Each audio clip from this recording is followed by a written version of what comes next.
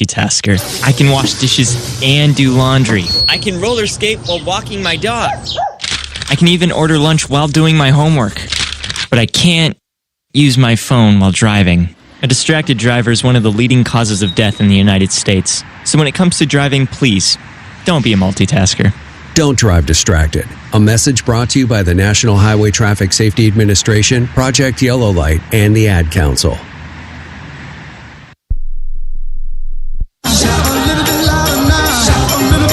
Been almost 2 weeks since you played that last ball game. Have you used that 2 weeks? How's your team used that 2 weeks to prepare, get rested? Yeah, they just work, right? They've done a good job of attacking the last game, putting it to bed, and then focusing on Texas Tech. Didn't finish that last game against JMU the way you wanted to. I'm sure your team was aware of that. How did they respond? Angry, frustrated? What was it like coming back? Yeah, attacked it, go work. You get ready for this football game. You have some guys back. This team's maybe at more full strength than it's been in a while. Does that allow you in a playoff game like this to expand what you do, particularly offense, when you get those guys back? No, really, we just try to follow the same rhythm. You're not going to add additional plays necessarily, but you're able to have different personnel groups and use your team to full strength. Talk about the defense a little bit, because the offense with those explosion plays gets a lot of headlines, but what is the engine behind Tatum Tuioti? Man, what's turned him on this year? He's got his own personal engine, right, that's running all the time, and he's always playing with unbelievable effort, and he's a really smart and intelligent player. It's certainly shown up for us. In addition to that defensive secondary, Dylan Thieneman, second in tackles, a couple of picks, but he does so much more. What has he brought to that team? How has he made this team different this year? Yeah, he has just a great work ethic. Everybody sees every day what it takes to be a pro, and that's the way Dylan operates. You talk about your D, it just seems that they are so on the same page. I mean, a unit that really communicates so well together. What's been the magic, or what's been the catalyst that's brought them together? Yeah, just appreciation for each other. They love each other. They want to work hard. They don't want to let each other down. So you get ready for this bowl game. How do you? It's the next game, but it's a bowl game. It's a bigger game. But how do you walk that fine line with guys? Yeah, you don't. You treat it like another game, and you let them know we get to keep playing if we do well in this one. Talk about your opponent, Texas Tech. You know their coach. He knows you. Both of you guys know your styles, but different players from the last time you all met. What do you expect from them? I expect their best. They're a really good team. They're operating really good in all three phases. They create explosive plays. They win special teams. It's going to be a really good challenge for our team. Wide receivers on the outside, big guys. They can run the ball pretty well. What do you? I would say worry about. What do you expect offensively from them? What do they want to do against your defense? Yeah, they're a team that can beat you in multiple ways. So it's about everybody doing their 1/11th, doing their job. We have to defend the ball well outside. We have to be able to stop the run inside. They got a quarterback that makes great decisions. So all those things will factor into this game. Very good defense, a couple of linebackers and an edge rusher that really lead this team. How do you attack them? Yeah, as good as the front seven as we've probably seen this year. They do an unbelievable job rushing the passer. We just got to be able to, again, same thing. Guys are going to have to win their one-on-one. You love these moments. You can't make them bigger than they are. It's the next game. So let's say play this game, always play well, and Dusty will catch you somewhere afterwards. Sounds good. Thank you. Toyota Coaches Corner, Toyota, let's go places. We're coming up on our national anthem to celebrate New Year's Day at the Orange Bowl on the Oregon Sports Network from Learfield. Hi, Jan from Toyota with a holiday message. Toyota-thon, Toyota-thon, Toyota-thon is on. Dealer inventory may vary. Toyota-thon ends January 5th. See your participating dealer for details. Toyota, let's go places. When life blindsides you with an injury, you need a team that's tough. For over 30 years, Morgan & Morgan has been fighting for the people. This season, we're proud to partner with Oregon Athletics. Because whether it's on the field or in the courtroom, we're both determined to do what it takes to win. Morgan & Morgan, proud partner of Oregon Athletics. Injured? Dial Pound Law. Morgan & Morgan, 10150 Southwest 6th Avenue, Portland. Prior results do not guarantee a similar outcome. A true teammate takes on every day with a winner's attitude, gets up when they fall down, and leaves it all on the field. There's a group of teammates who do all these things every single day. But they're more than your typical athlete. They're kids facing unthinkable medical circumstances. Team Impact matches children facing serious illness and disability with college sports teams, creating a long-term, life-changing experience for everyone involved. Join us in the movement to get all kids in the game. Visit teamimpact.org to learn more. Team Impact. All in, all together.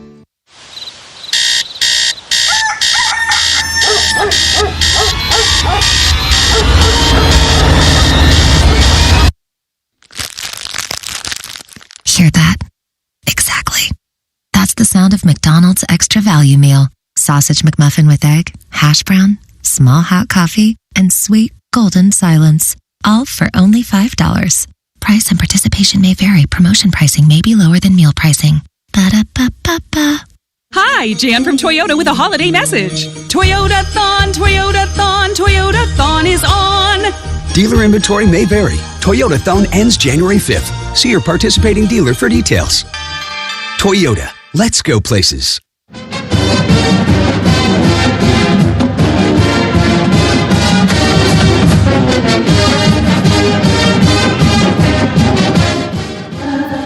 Back at the Orange Bowl with our national anthem. We hailed at the twilight's last gleaming, whose broad stripes and bright stars through the perilous fight o'er the ramparts we've watched were so gallantly streaming, and the rockets' red glare, the bombs bursting in air, gave proof through the night that our flag was still there.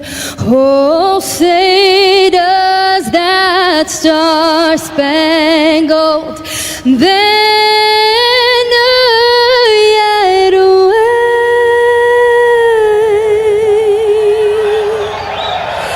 o'er the land of the free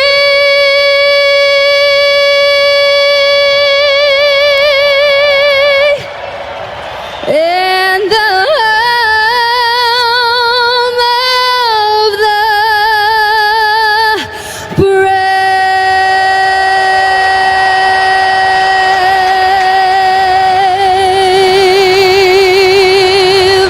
That's Crystal Molina singing our national anthem.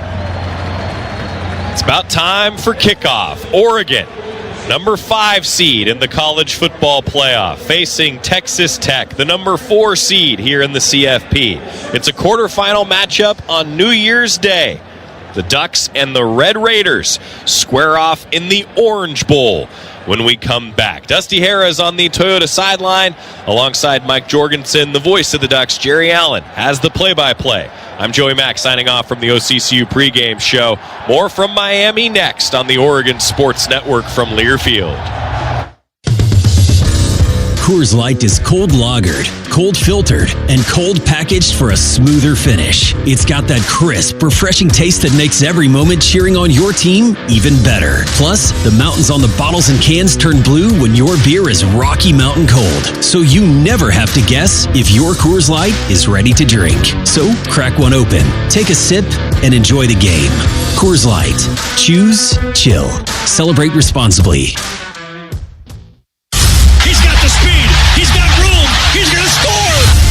No one gets you closer to the game than Sirius XM College Sports Radio. For the win! Got it! Let's go! Tune in for news, talk, and analysis from the offseason through regular season and into the postseason. We've got your team covered anywhere you go.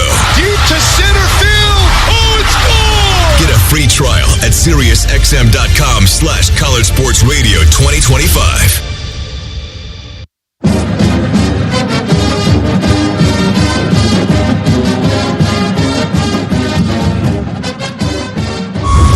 Oregon has just advanced to play the next round of the college football playoffs. The players understand the stakes of this game. We need to make sure that we're on fire every single day. Making sure that everybody is ready for that moment. Going right, could score, will score! Dante Moore! Hill's going to get the first down and a lot more. Touchdown! D.A. Hill! Speed! It's just our ability to really embrace all of our standard together, mentally, physically, just doing what I can to make sure I've been prepared for this moment. Whittington comes out of a pile and scores! Got Vincent, he's got it, touchdown! Perfectly thrown ball! Oregon. You know, these these are moments that you're excited to get to go be a part of. Texas Tech. These guys have earned it, but they've earned it with being consistent. This is the 2026 Orange Bowl. At the end of the day, like, we started this thing together, we're going to finish this thing together. Learfield and the Oregon Sports Network bring you live play-by-play coverage of Oregon Duck football. Duck football in the college football playoff is brought to you by On Point Community Credit Union. People are the point. McDonald's, the official breakfast of University of Oregon Athletics. Have your McDonald's favorites delivered right to your door with McDelivery. By Toyota. Let's go places. Morgan & Morgan, America's largest injury law firm. Injured? Visit forthepeople.com. And by Coors Light. Choose chill.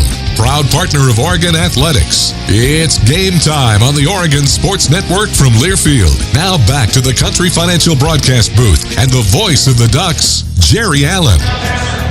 Thank you, and welcome back to Miami and Hard Rock Stadium. It's the Orange Bowl. Georgie, this is really cool. We've never been to the Orange Bowl. I mean, a lot of Rose Bowls, Cotton Bowl, a lot of bowls. Never the Orange Bowl. We always wanted to be in the Orange Bowl. Yeah, I mean, to go to the East Coast for a bowl game, I mean, it just has never happened. Yeah. And so it's a little bit odd, to be honest with you, but what a fantastic stadium it is here that Oregon's playing in. And with the Orange Bowl at Texas Tech, it's a well-situated, well-constructed, beautiful facility of which two teams get to enjoy. Two teams for the first time, not just Oregon.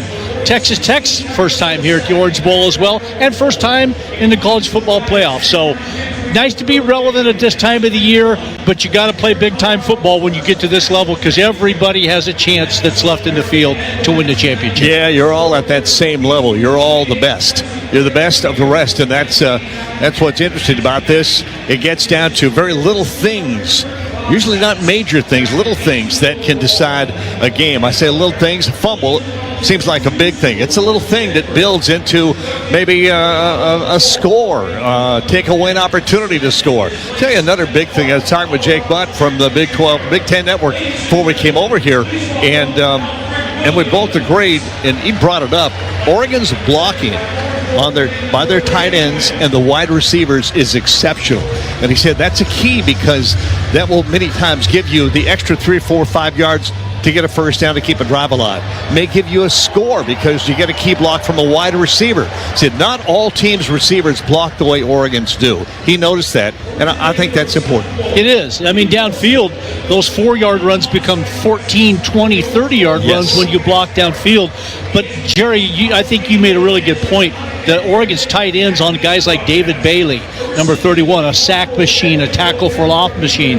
He's somebody that you got to be able to neutralize with guys that can block, and that's what's nice about having the type of tight ends that Oregon has that are not only athletic, very good receivers, like wide receivers, but they're good blockers on the outside too. So they're going to have to neutralize guys like that. Ben Roberts, number 13, one of the linebackers. That's how you attack, is with tight ends. So let's see how that game plays out, but I like the matchup as well.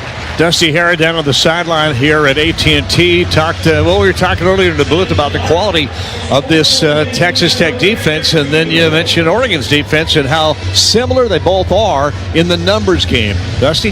Yeah, absolutely. When you look at, we've talked about this over the course of the season, that the success of a defensive line and the success of a pass rush doesn't always equate to sacks. And getting sacks is something that a lot of people will point to, but pressure is making the quarterback uncomfortable. And both of these teams do a phenomenal job of that. When you go kind of down the line and you look across the board, it is very eerily similar how both of these teams are constructed. You got a guy like David Bailey, who is essentially their Tatum Tuioti, who is disciplined. He is not the guy who catches all the hot headlines, but he is wildly productive and always fundamentally sound. Romello Height is like Mateo Uiagalelei. He can get it to the quarterback on any given play. Jacob Rodriguez, he's like their Bryce Betcher. He forces a lot of turnovers, creates a lot of havoc, and runs downhill. These defenses are very, very similar, but they are disruptive at their core. The trenches is really going to determine this ball game. It does every game, Jorgie, but Oregon needs to be able to run the ball against this Texas Tech team. You can't throw the ball against a really good defense unless you can develop a run and keep that pressure. I mean, David Bailey leads the nation in sacks, 13.5 sacks, and pressures. You got to take that pressure off by running the ball. You've got to be able to run the ball to get positive yards early in the drives, too. You do not want to get behind the chains. And when I say that, you don't want to lose yardage and be in 2nd and 12, 13, or 3rd and 10 types of situations against this defense, because the word that Dusty used is perfect. Havoc. Both these teams create havoc. And if you look at statistically, you would think that the havoc portion of it leans a little bit more towards Texas Tech because of their tackles for loss, total amount of sacks that they have. When you make negative plays and create negative plays defensively, it makes it really difficult for an offense to operate. And sometimes what happens is offenses try to force things. That leads to interceptions. That leads to fumbles. So, run the ball effectively. Don't have to be big yards. Just run it for positive yards early in it. Make it a lot easier on Dante Moore and the receivers as well. Waiting for the Oregon team to come out now. The captains are getting ready to come out. Oregon's not far behind them, and then Texas Tech will come out here at Hard Rock Stadium. Be interesting to see what the pressure that Texas Tech brings and their ability to come after the ball. Does that create more of a short passing game? Maybe go outside a little bit more. We're going to see that early on? Yeah, I mean, that's the possibility, because when you get that much pressure up front, you're not going to get 4.5 seconds to throw the ball. You're going to get 2.5. And so oftentimes it's that quick little pop pass to the tight end in between the linebackers. It might be a quick slant or a quick little out pattern, but eventually you're going to have to stretch the field if you want to create big plays.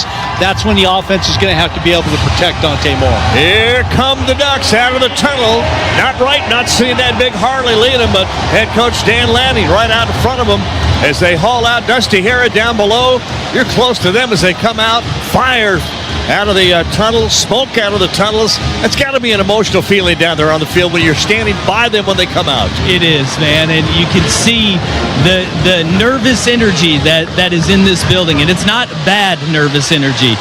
They want this thing to get going. There's so much time and preparation that lays between these bowl games and these college football playoff rounds that they just want to get out and onto the field, and they were getting held back by all of the Orange Bowl members saying, nope, not yet, not yet. They finally got the green light, and they were chomping at the bit, man. This is awesome to see, and to see all the green and yellow behind the Oregon bench.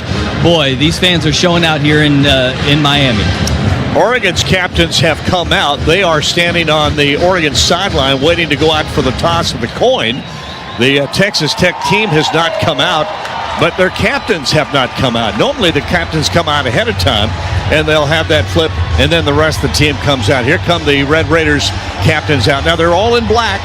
Oregon, Dusty, you're right down there with them. I'll let you describe those uniforms for Oregon. They got the white tops on, but the helmets look a little bit different today. Yeah, they do. They were going with the black lids with the silver wings on the side of them, the white jerseys with the kind of the iridescent color transfer numbers on them. They got a nice orange bowl patch on the left shoulder, and of course the gray pants to go with it with the white socks. It's a clean look for these Oregon Ducks. And now Texas Tech will come out of their tunnel. We are situated beyond the end zone, which is beyond the city limits. Beyond the city limits. So we are, I would say we're in the cheap seats. Is that about right? We're not up that high. We're fairly close to the field.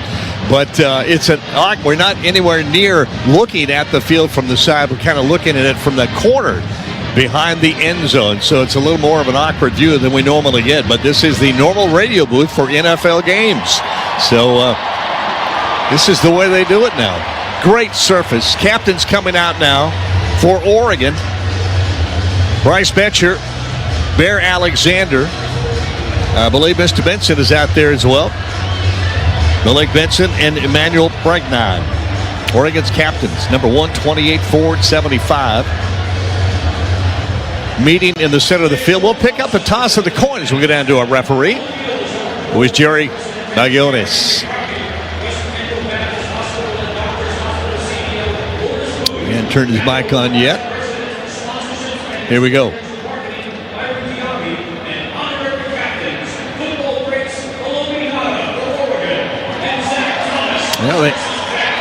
Yeah, Haloti. I thought I saw Haloti down there. He and Zach Thomas. The official has not turned his microphone on yet. He's introducing some of the dignitaries. And here we go. The coin we're using today, both logos will be heads. This side will be tails. What is your choice? Tails. Tails. Is the call. Tails is called. It is heads. Texas Tech, you win. You'll defer to the second half. You'll give them the football. You're going to kick this way, correct? Put your backs down here. Oregon, put your backs down there. Well, I'm not surprised. Texas Tech has won the toss. I was wondering, guys, if Oregon had won the toss, would they take the ball? Put their offense out there first. They're going to get that chance. Yeah, might get that chance. Texas Tech has won. They deferred. They'll go on defense. Oregon will get the ball. When we come back to kick off the Orange Bowl here in Miami, Florida, on the Oregon Sports Network from Learfield. Wherever you are in life, once a duck, always a duck. That's OCCU. Since 1956, OCCU has helped the University of Oregon community take flight financially. Like our remarkable checking and duck debit card that give duck fans more for the things they care about. More for the game. More for gear. More for a bright future.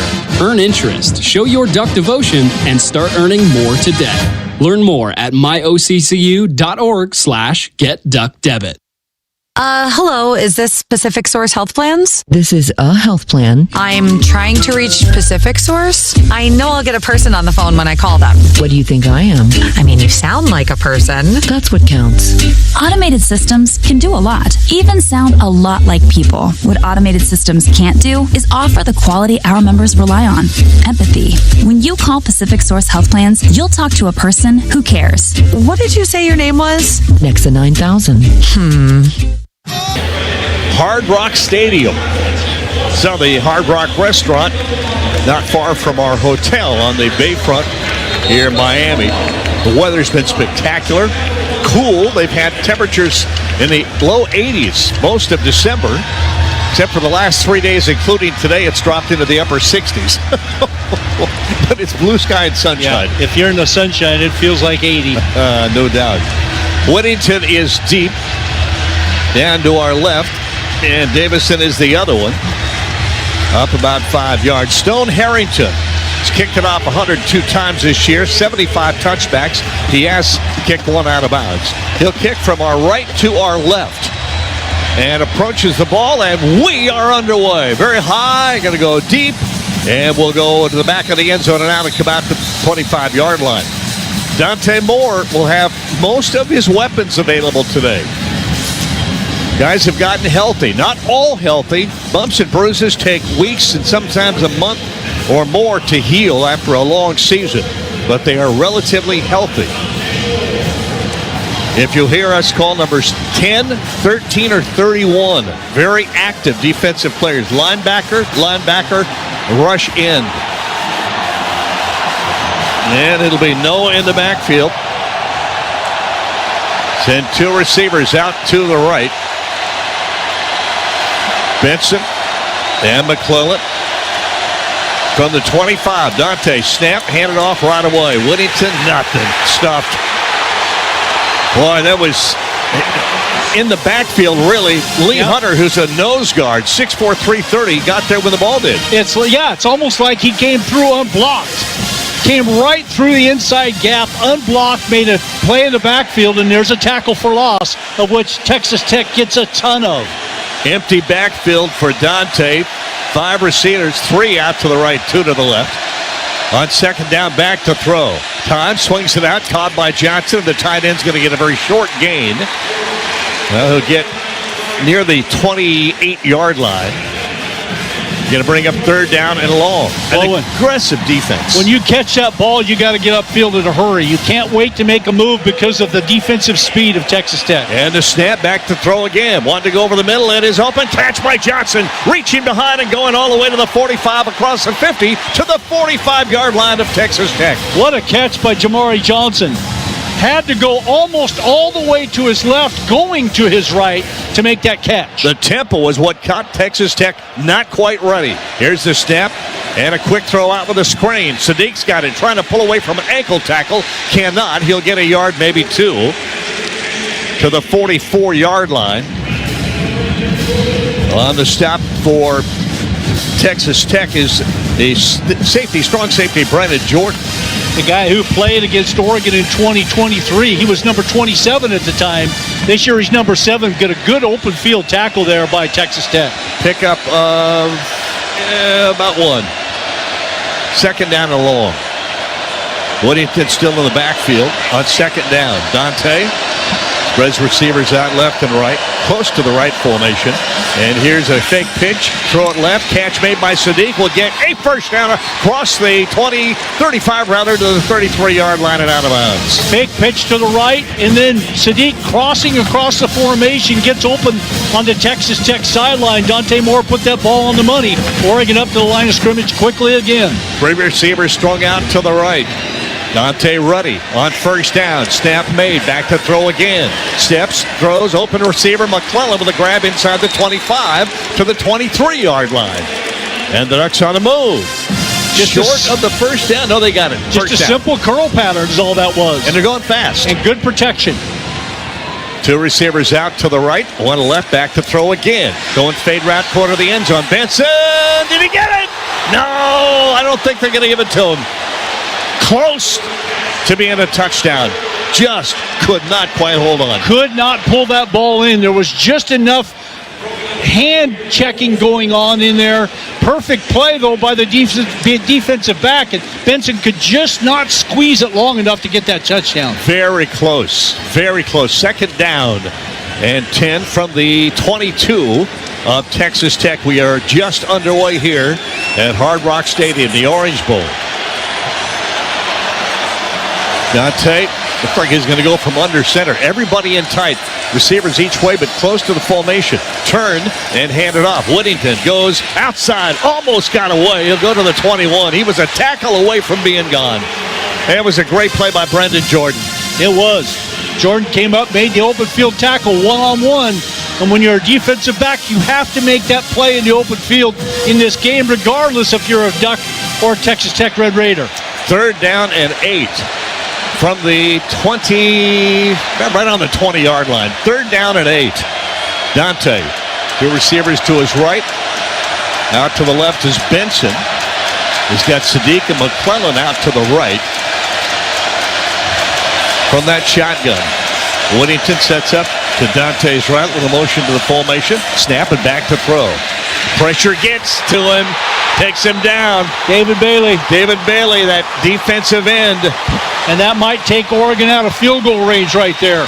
That's the one thing you couldn't have happen at that point of the drive right there, is to lose yardage and to take you on the edge of Sappington's field goal range. And that's a big loss.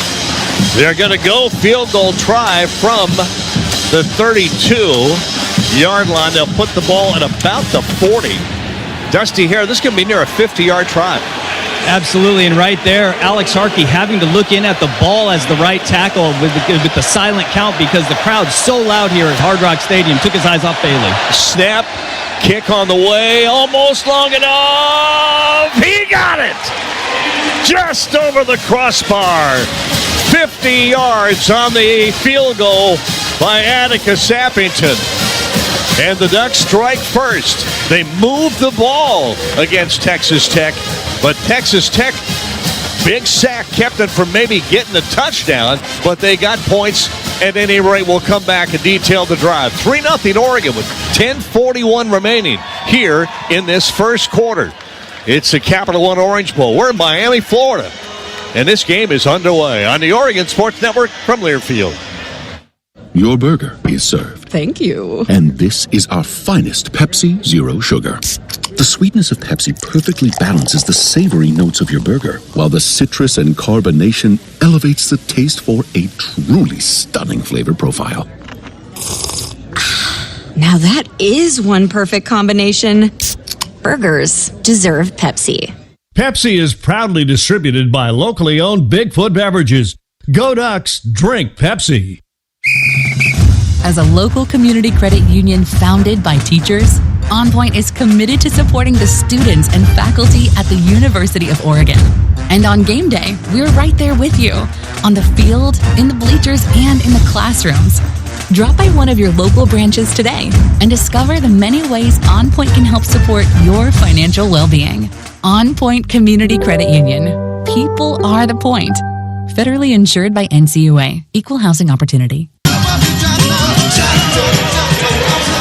Welcome back to Hard Rock Stadium. 3-0 Oregon. We are in our first half, brought to you by Pepsi. And Jorgie, nice drive, and they got points, and I think that's most important on your first drive. It is. You got to come up with something when you made an effective drive to get down the field. Mostly through the air is what those yards were, but the Toyota drive summary, 10 plays, 43 yards in 4:19. Atticus Sappington kicks a 50-yard field goal, and Oregon leads 3-0. You got to look across at that scoreboard over there with 10:41 left here in the first quarter. Oregon leads 3-0. That drive summary is brought to you by Toyota. Let's go places. And Dante Moore, 5 of 6 for 55 yards, 55 of the 43 yards on the drive. That can tell you what happened with the rushing yardage, as Oregon negative in that category. Most of it due to a sack of Dante Moore on that last play. Minus 12 yards rushing on that drive. But you got points, Jerry. You said it perfectly. Kickoff coming, and it's going to go into the end zone and out. It's Jacoby Williams and Micah Hudson who are deep, but they'll let it go by. That was returnable, but they choose not to, and it'll come out to the 25-yard line. And here we go with Baron Morton. 67% effective throwing the ball, 2,643 yards, 22 touchdowns, 4 interceptions. He'll have Cameron Dickey, Jacoby Williams, and Adam Hill available as backs. And right now it looks like Williams, who will be in the backfield, Jacoby Williams, averages 5.5 yards a carry. Wideouts, 2 to the right, 1 to the left. Here's the handoff right away. Williams gets a little hole, goes outside. Tuioti got a hold of him before he got away, and he might have gotten away. Yeah, there was some room to roam there on that first play. You don't want to see those type of gaps, and they're going quick too. Tempo, snap. Want the quick throw? Nope. Delay handoff to Williams again, and nope, not going to get very much there. And coming up is Brandon Finney Jr. from the quarterback. Little kind of a delay. It looked like they're going to screen pass right, and then they delay handoff. Here's 3rd down and about 6, almost 7. Snap back to throw. Time, swings it out. Catch made. Williams with a grab. Can you make the tackle? They do, and I think they got him short of the first down. Hard to tell from here. It'll be short by about 2-1. And that'll bring up 4th down. Yeah, they're going to punt it away. How about that Oregon stop on that first series? Yeah, and that 3rd down play to keep the receiver in front of you and trap him on the sideline. Use the sideline as another defender, and that's exactly what Oregon did. Oregon will get a chance for a decent field position, maybe Malik Benson, as the punt will come from about the 25 in the air. Very short, one of those backward kicks that is fair catch called and made for about the 19-yard line. 29-yard line. So Oregon will get reasonable field position at him, and we'll get our second time out of the game. First half, first quarter, Oregon 1 series with the ball, move the ball down. A sack takes away maybe a continued drive, but they get a 50-yard field goal from Sappington. Give Texas Tech, the Red Raiders, a chance with the ball. The Ducks stop them on their first series. Oregon will get their second chance with the ball when we come back. The Sunshine with an Oregon lead of 3-0.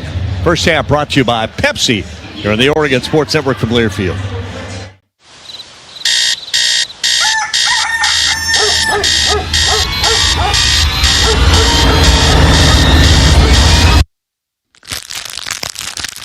Hear that? Exactly. That's the sound of McDonald's Extra Value Meal. Sausage McMuffin with egg, hash brown, small hot coffee, and sweet golden silence. All for only $5. Price and participation may vary. Promotion pricing may be lower than meal pricing. Ba-da-ba-ba-ba. At Willamette Valley Cancer Institute, we know fighting cancer takes more than courage. It takes the most advanced care possible. That's why we offer the latest immunotherapies, targeted treatments, precision radiation, robotic surgery, and access to leading-edge clinical trials. We're not just fighting cancer. We're pushing the boundaries of what's possible right here at home. With locations in Eugene, Springfield, Albany, Corvallis, Florence, Newport, and Lincoln City, expert care is within reach. Find out how you can fight like a duck at OregonCancer.com. Oregon left. Hill's going to get the first down and a lot more. Texas Tech. 15, 10, touchdown! From the Country Financial Broadcast booth alongside Mike Jorgensen, here's the voice of the Ducks, Jerry Allen. Thank you. Welcome back to our first half, brought to you by Pepsi. Pepsi and locally owned Bigfoot Beverages. Go Ducks. Drink Pepsi. Short drive. I know I always do the scoring drives, but I think it's impressive to give a great defensive stop drive against the Red Raiders on their first opportunity. Yeah, I mean, Oregon did a nice job coming out and enforcing a 3-and-out, 3 plays, 8 yards is all Texas Tech got on that opening drive. A couple of running plays to try to loosen up Oregon's defense, and then a quick out pattern. And again, what Oregon did such a great job of defending that third down pass by Texas Tech is it was towards the sideline. It's a one-on-one tackle, open field tackle for an Oregon defensive back. So why not use the sideline as another defender? When I say that, I mean the defensive back basically doesn't allow him to go inside. He forces him outside. That condenses any room for a receiver to be able to run the ball. Great play out there.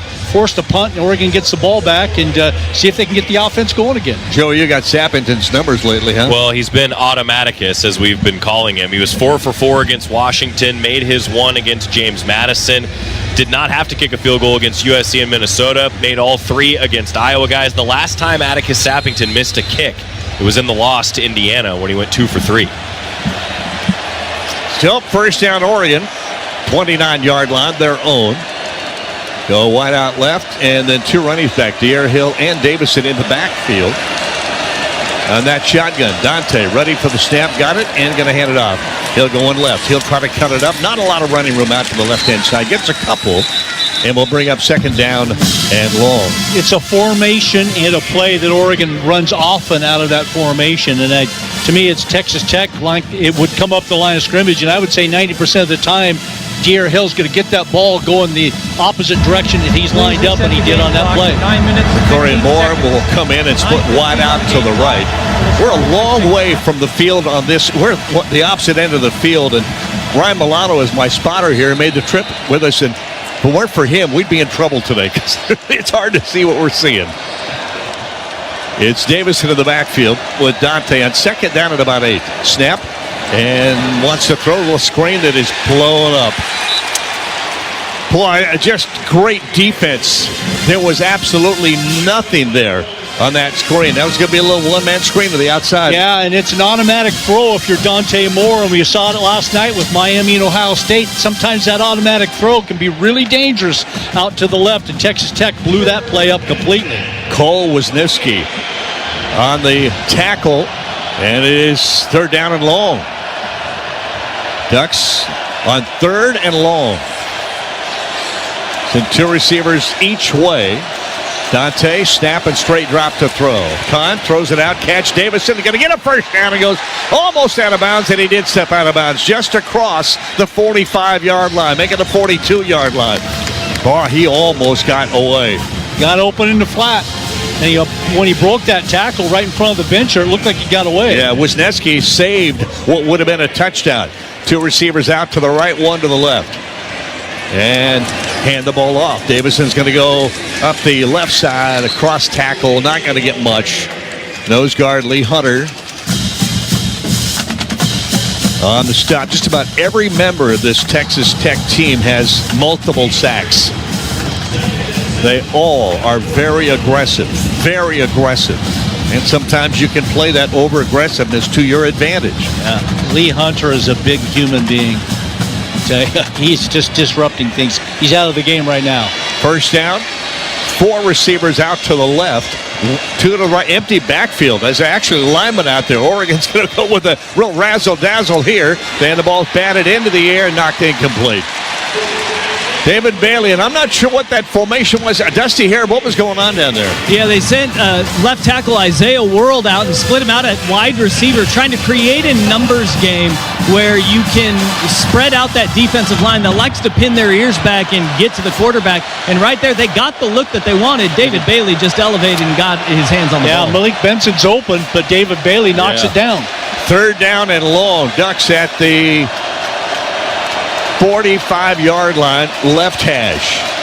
2 receivers go right, 2 to the Boundary left side, back to throw, Dante. Quick throw out, catch made. Benson's got to get the first down. To get it to about the 50, he's going to be about 4 yards short of the first down. It'll bring up 4th down.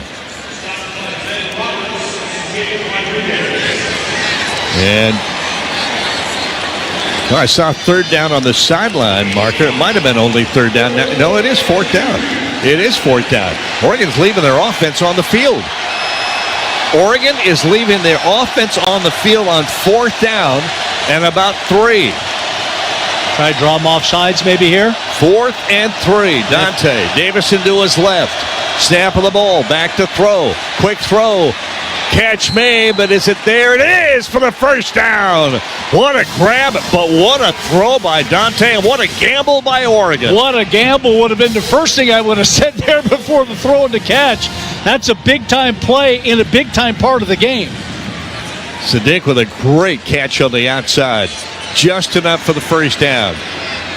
Just across the 50, 46-yard line of the Red Raiders. Benson sets up to the left along with Moore. Here's a handoff. Going to go Davison looking for a little slice over the left tackle. Not going to get much more on the pile. Push him. And he'll get it across to about the... Give him a 42 maybe.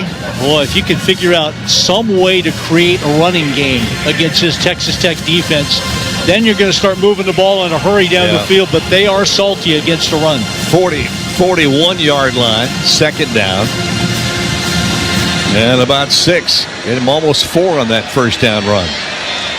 And now Sayapaga is in the backfield along with Dante, and this is going to be a handoff. David Whittington, little running room, cuts back across the 35 and gets inside near the 30-yard line. And that's another first down. And there's your running game, Jorgie. A few more of those.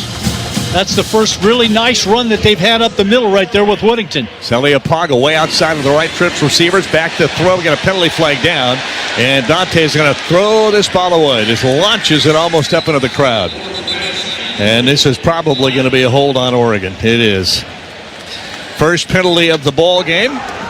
Holding, offense, number 76. 10-yard penalty. Replay first down. Isaiah World. Well, you can listen to our broadcast live with no delay when we're in Autzen Stadium. Head to GoDucks.com/invenue.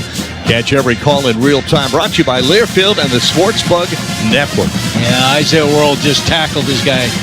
Wrapped around him, tackled him, and threw him down right in front of the referee. So that was an easy call and the right call. Penalty takes it back to about the 42-yard line. Red Raiders 42. Good field position, but first down over again and long. Snap and hand it off to Whittington. Looking for something up the middle. We'll get about 4 or 5. He'll go inside the 40 to the 38-yard line. Bryce Pollock, who is a cornerback transfer from Mississippi State, makes the tackle. Bring up. Remember that penalty put him back, so it's going to be 2nd down at about 15. Empty backfield. And now Whittington comes back and keeps going in motion. Back to throw. Dante wants to go out to the right. Throws. Catch made to Corian Moore. Try to get by one man. Can't go to the 25. Way short of the first down, but manageable now. Nice throw. Yeah, nice throw, nice catch. Got to be against this defense, as good as they are, it's got to be one move and go. Can't be 2 or 3 moves against this type of defense because they're such great open field tacklers, and athletically one of the best in the country, this defense for Texas Tech. 3rd down and 3 now. The ball right on the 25-yard line on the right hash. Moore goes outside to the right. To the left comes the tight end, Jamari Johnson. Now 2 receivers each way. And back to throw. Now going to keep and run, and over the middle across the 25 to about the 24, short of the first down. Was something there for a moment, but it closed in a hurry. Like the call, really do. Can maybe catch Texas Tech off guard there for a little quarterback draw play. But Dante Moore, as soon as he got up inside, it closed down pretty quickly, and the Red Raiders made a nice play. 4th down, and they're going for it again, Jorgie. 4th down and 3. Ducks will go with the jumbo package, bringing in an extra lineman. Lamar and Davison in the backfield. And this will be a direct snap, so a wild card direct to Davison. Snap, going to go right. Student body right, not going to get there. Too much speed. Got caught from behind by a big man. You cannot have penetration on a play like that. And it was Hunter from the inside that gets through and then tracks Davison down from behind. That's a huge play. So the fourth down gamble on 4th and 3. This time doesn't work. Turnover. Ball goes back to the Red Raiders of Texas Tech. Oregon will maintain that lead. 3-0 Ducks here in the first quarter. 3:02 remaining here in Hard Rock Stadium. It's the Orange Bowl. Wow, it's cool saying that. Ducks for the lead. We're back with more after this on the Oregon Sports Network from Learfield. How serious is youth vaping? Irreversible lung damage serious. 1 in 10 kids vape serious, which warrants a serious conversation from a serious parental figure like yourself. Not the seriously know-it-all sports dad or the seriously smart podcaster. It requires a serious conversation that is best had by you. No, seriously, the best person to talk to your child about vaping is you. To start the conversation, visit talkaboutvaping.org. Brought to you by the American Lung Association and the Ad Council. And here's Heather with the weather. Well, it's beautiful out there, sunny and 75, almost a little chilly in the shade. Now, let's get a read on the inside of your car. It is hot. You've only been parked a short time and it's already 99 degrees in there. Let's not leave children in the back seat while running errands. It only takes a few minutes for their body temperatures to rise, and that could be fatal. Cars get hot, fast, and can be deadly. Never leave a child in a car. A message from NHTSA and the Ad Council.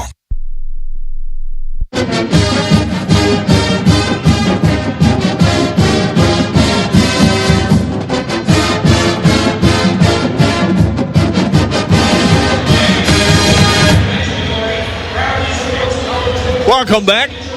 First half football here. The Orange Bowl brought to you by Pepsi. And the Ducks gamble on 4th down, 4th and 3. Go running play. Georgia can't quite get there. And Texas Tech will get only their second opportunity with 3 minutes left here in the first quarter. Yeah, Lee Hunter's proving to be kind of a problem. Frankly, number 2, the big defensive lineman for Texas Tech already in that first quarter. In this first quarter, 4 tackles and 2 tackles for loss, all by himself. And Oregon went for it on 4th down there, 4th and about 2, and it was a well-designed play.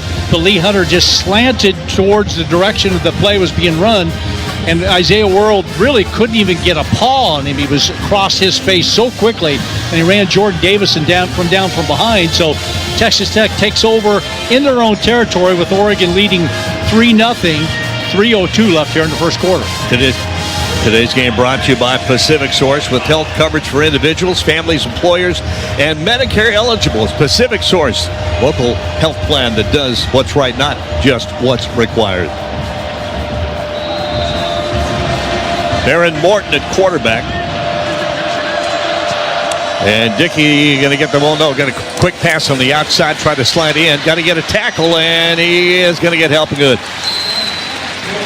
Got to pick up about 9 on the play. It's hard picking up the downs markers because they have the big orange run, but the downs, they don't have the same one on the other side. It's difficult. Where's the original line of scrimmage? That's what's hard to tell. 2nd down and about 3. Pick up a 7 on the 32. Snap. This time handed off. Dickey's going to go right, get cut down quickly. I don't think he made the first down there. So it's going to bring up 3rd down. Just about 2. He needed 3, got 2. It'll be 3rd down and a yard. Cameron Dickey's 5'10", 215, averages 5.5 a carry. Good receiver out of the backfield as well. And ready to go. From that shotgun, snap back to throw. Time, pressure comes, tries to run away with it. Now will get sacked. He didn't get rid of the football. I'm shocked that Morton didn't throw that football away. Tuioti got him with a sack. Trying to make a play, trying to extend a play, and Tuioti kept his leverage, did not allow Morton to get outside and scramble. Nice play by Tuioti, not only to fight through the block, but to continue to keep containment and not allow Morton to be able to get up the field and maybe run for that first down. So 4th down and long. Line of scrimmage, the 15. Jack Burgess averages 43 yards at punt with a snap. Will punt it away. Very, very high. Fair catch called for, and Benson backpedals and will take it at the 35-yard line of Oregon, with the Ducks leading 3-0. So again, a good defensive stop by the Ducks. Oregon is running the ball well, or passing the ball reasonably well. Have not been able to finish on their last effort on 4th down and 3. Turned it over, but the defense held and will give the ball right back to the offense, keeping the Red Raiders defense on the field quite a bit. Yeah. And you're talking about that now. Later in the ball game, that could be an issue. Yep. Could be an issue. Timeout, 3-0 Oregon. We're looking at 1:25 remaining in this first quarter. Moving along at a pretty good clip. First half brought to you by Pepsi. We're back with more Duck football. Ducks leading 3-0 here on the Oregon Sports Network from Learfield. Hey Duck fans, at Country Financial, they make insurance easy. Whether you're shopping for home, auto, or more, their representatives will take the time to understand your specific needs and explain what options work best for you. Worry less and feel more confident knowing you're covered. Visit countryfinancial.com to get started today. Experience more with Country Financial. Auto and home insurance policies issued by Country Mutual Insurance Company, Country Preferred Insurance Company, and Country Casualty Insurance Company, Bloomington, Illinois. A pepperoni pizza for the table. May I suggest trying it with our Pepsi Zero Sugar? It has just the right amount of sweetness to complement all that cheesy, saucy goodness. Simply divine. Pepsi Zero Sugar? You've really outdone yourself this time. Pizza deserves Pepsi. Pepsi is proudly distributed by locally owned Bigfoot Beverages. Go Ducks, drink Pepsi. I'm coming home to the place that I remember, back to the land of my first love. Would you spread all your arms for this wayward son?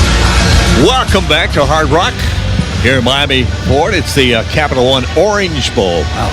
Feel sun saying that. Brought to you by Pepsi and locally owned Bigfoot Beverages. Go Ducks, drink Pepsi, and by Toyota. Let's go places. Let's go down to Dusty Hare quickly. We're just talking up here about the defenses winning the battle right now for this game. Yeah, both teams winning at the point of attack and on the line of scrimmage, and it is the names that we all thought would be the dominant players here. Tatum Tuioti with a huge sack. David Bailey has come up with plays. Lee Hunter on Texas Tech has come up with plays on their side. But at the point of attack, it is being won by both of these defensive lines. Oregon has found a way to push the ball down the field a little bit more with their passing attack early. Oregon will break the huddle again at their own 35-yard line. 35-yard line, almost in the middle of the field. Under center for Dante. Whittington behind him. Benson out to his left. McClellan to the right. This could be a pass. Back to throw. Pressure comes. He ran right into a big tackle. Sack. Back inside the 25. Just got swallowed up by two defensive players there. He tried to turn and get away from what he thought might be a trouble, and he ran right into Mello Height, who's the outside linebacker on the other side of David Bailey. Going to have to be better at the line of scrimmage to block those guys. Marion Banks came in pretty free as well, so he had nowhere to go. 2nd down and 20. Lost 10 on the sack. Dante, empty backfield. Dante back to throw. Quick throw out. Catch made. Short gain. Benson will get out and across the 30, or he'll put it just barely on the 30, maybe 31. And that's probably what you're going to have to do a little bit more often in this game. You drop him back and try to create a 3 or 4 second pattern down the field. It's going to be trouble for Oregon so far in this game. The pressure's been really, really high from this Texas Tech defense. Picked up 6. 2nd down and 14. Third. Make it 3rd down and 14. Forgot about the sack. Dante with a snap back to throw. Has a little more time. Now we'll step up and try to run. He's got a little room. Will not get a first down, but he'll get it out near the 40-yard line. Rodriguez Jacob, who is the leading tackler on this football team, came up to make the stop, the linebacker. But you got a little room, and maybe you get a chance to flip the field back. This is the end of the first quarter. And we've come to the end of the first quarter. James Ferguson Reynolds will come in to punt on 4th down, and the Ducks may get a chance to flip the field if they get a decent punt here. The sack. Each team giving up a sack, and that's hurt both teams offensively. A low-scoring first quarter, 3-0. But the Ducks had the 3, and quarter number 2 coming up. From the Orange Bowl in Miami, here on the Oregon Sports Network from Learfield. You took the first step and quit smoking, but even former smokers may still be at risk for lung cancer. That's why SaveByTheScan.org wants you to know about a new low-dose CT scan that can detect lung cancer early. It takes only 60 seconds and could save your life. You took the first step, now take the next. Visit SaveByTheScan.org for a simple quiz to see if you're eligible and talk to your doctor about screening. SaveByTheScan.org is brought to you by the American Lung Association's Lung Force Initiative and the Ad Councel. In sitcoms, when someone has a problem, they just blurt it out and move on. Well, I lost my job and my parakeet is missing. How was your day? But the real world is different. Managing life's challenges can be overwhelming. So, what do? We get support. The Huntsman Mental Health Institute and the Ad Council have mental health resources available for you at loveyourmindtoday.org. That's loveyourmindtoday.org. See how much further you can go when you take care of your mental health. To our Pepsi first half at the Orange Bowl, Capital One Orange Bowl here in Miami. Total yards in this ball game. Total yards. Oregon 104. Not a lot. Texas Tech -2.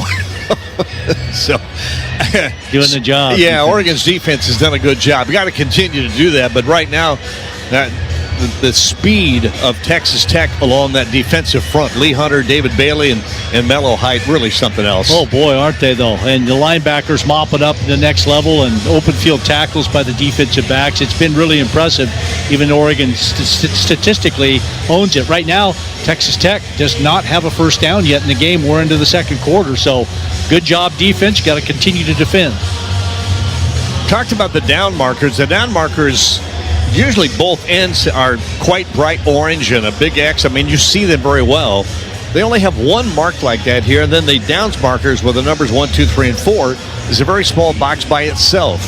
And so it's really difficult to tell where the original line of scrimmage or the line to gain is. Well, we're normally on the opposite side looking at the two downs markers on the Oregon sideline, which is where they are. Point. That's true. And whereas over there, Texas Tech, you just see one.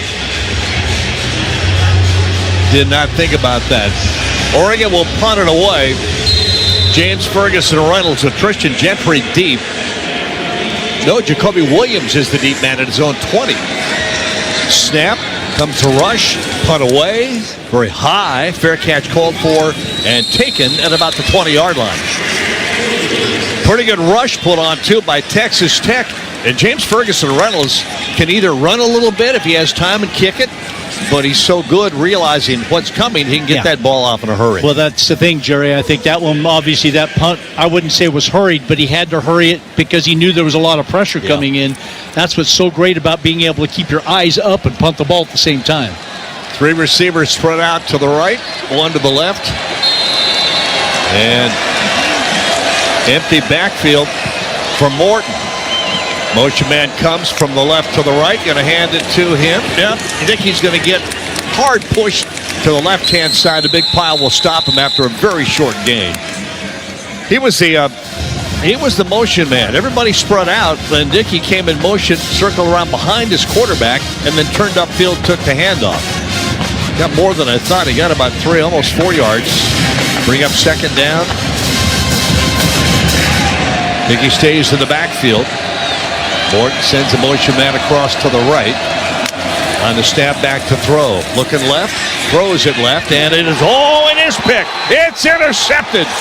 Brandon Finney Jr. stepped in front, and the pick, and Finney has his second interception of the year. The freshman stepped right in front of Reggie Virgil, number 1.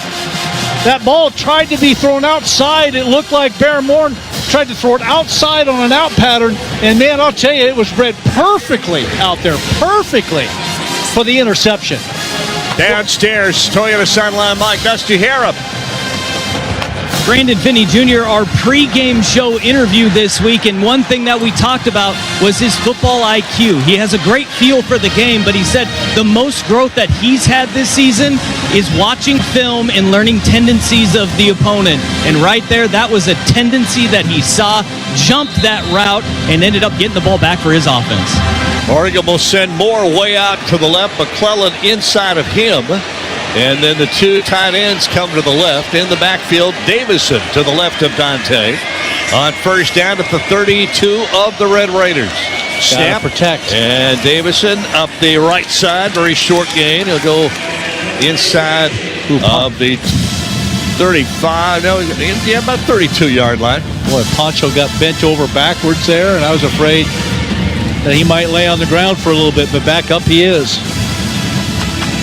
And Oregon ready to go. Got to kind of go tempo here. Red Raiders trying to get set.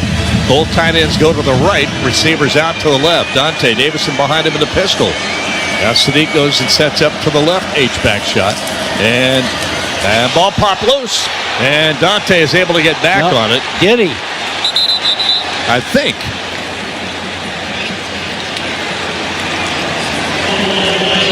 Now they're not indicating an exchange of possession, so Oregon still has the ball. And I'm not sure where the exchange came loose. He put it into Jordan Davison's gut, and as he began to pull it back out, it was loose, so not a clean mesh. That's a loss all the way back outside of the 40-yard line, of the 42-yard line. Boy, you're outside field goal range right now. 3rd and 20. 3 receivers to the left, 1 to the right. Davison in the backfield. Dante on 3rd down and long. Empty backfield now. Back to throw. Has to hurry. Throws it down left side, incomplete. Not really near anybody. Thought he might be launching that deep to Benson. Yeah, I thought he was going to launch it to Benson and let him run under it. He tried to go to Sadiq on the outside, and that ball luckily kind of fell into no man's land out there, but a dangerous throw. And Oregon, unfortunately, not able to take advantage of the takeaway there. They went backwards and didn't get even any points out of it. That's what's too bad. So nice job by the Texas Tech defense shutting down Oregon's opportunity there after the Finney interception. So James Ferguson Reynolds punted away. Coy Aiken deep inside at about the 10-yard line for the Red Raiders. Oregon leading 3-0. No real big rush. Is a very, very high punt.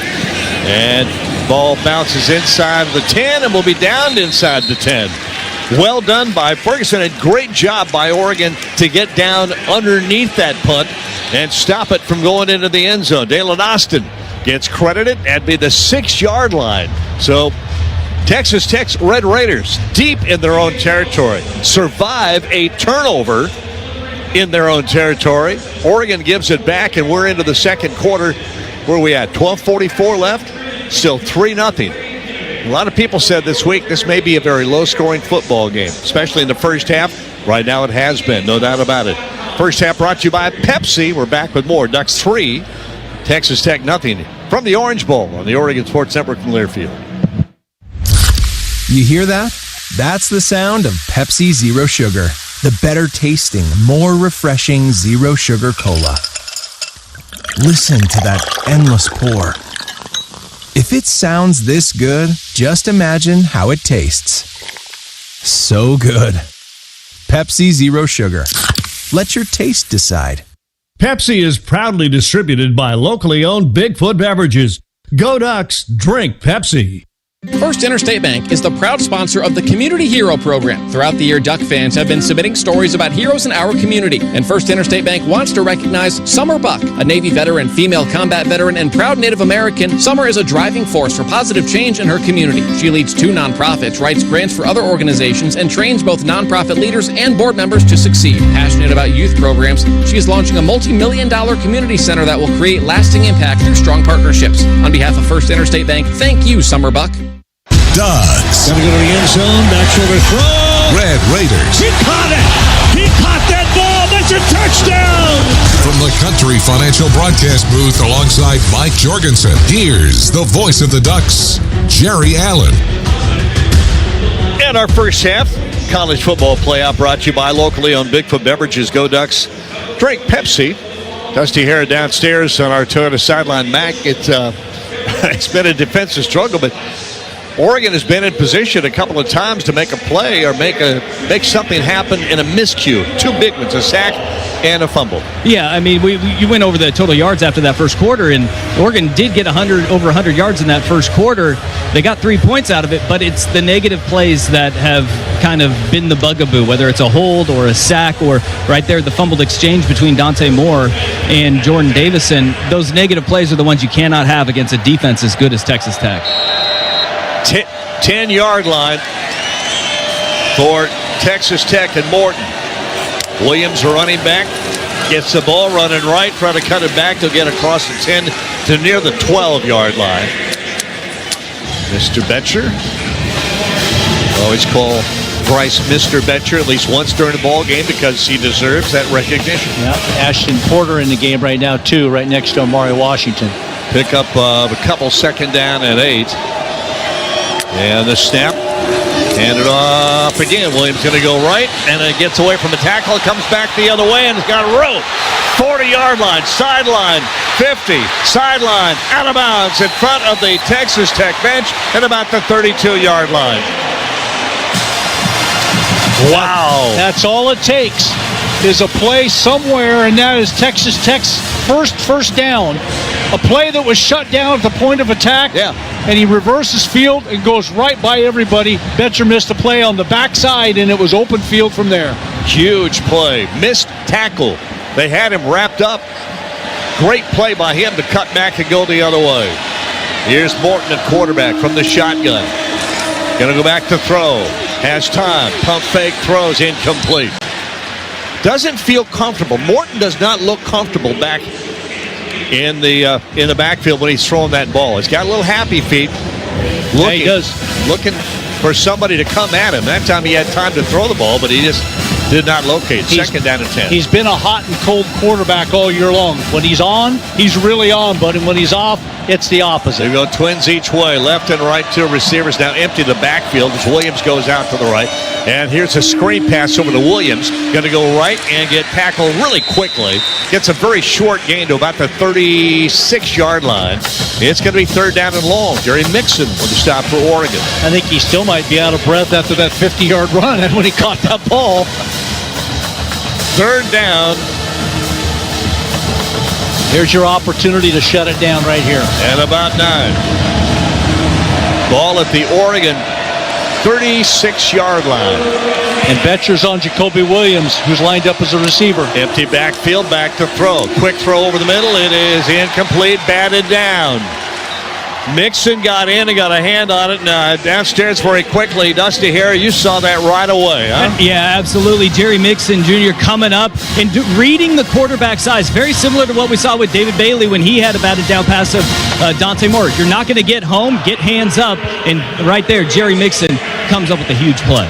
So Upton Belenfant, 22 of 27 at field goals. He has a 58-yarder. This one will be from 54-yard try. Well within his leg. On the way. Ooh, I don't know. He missed it. Pushed it to the left. Or pulled it to the left. No good. And Oregon will maintain a 3-0 lead. Here with 12:46 remaining here in this first half. Second quarter action. What a ball game. Yeah, and good field position off that miss. Really? I mean, you can tell the confidence right now that Texas Tech has in their defense to even try a field goal like that because of the field position you give up if you miss it. So Oregon needs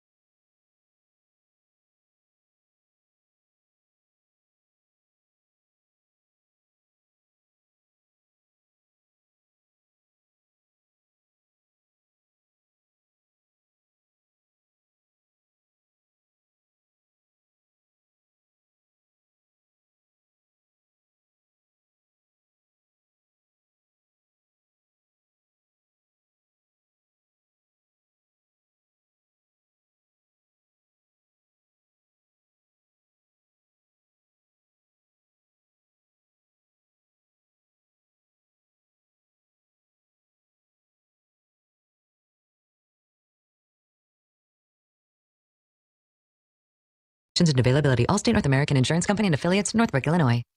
College football fans, Chris Fowler here with the play call. This season, go for Dose with ice-cold, refreshing Dos Equis. It's more than a single play. It's a mindset. Think of it as a 2-point conversion for real life. Taking the risk, making the bold move. Whenever we get the chance to go big, we take it. On the field and off, always go for Dose with Dos Equis. Enjoy Dos Equis responsibly. Copyright 2024 Dos Equis Lager Especial Beer. Imported by Cervezas Mexicanas, White Plains, New York. Phillips 66 would like to congratulate the Texas Tech Red Raider football team for an historic season of firsts. From the program's record-setting 12-win season to the first-ever Big 12 football championship and earning a first-round bye in the college football playoff, this season has been one for the history books. As the next chapter of this story continues to be written, go, go, go in January. Wreck 'em, Texas Tech. Phillips 66 is a proud presenting sponsor of Texas Tech postseason football. Phillips 66 is a trademark owned by Phillips 66 Company. Copyright 2025-2026. All rights reserved.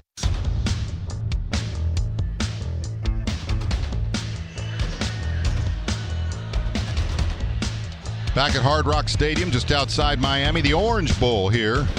And the college football playoff quarterfinal, 3-0 Oregon at the moment. And let's pause 10 seconds for station identification. This is the Texas Tech Sports Network from Learfield.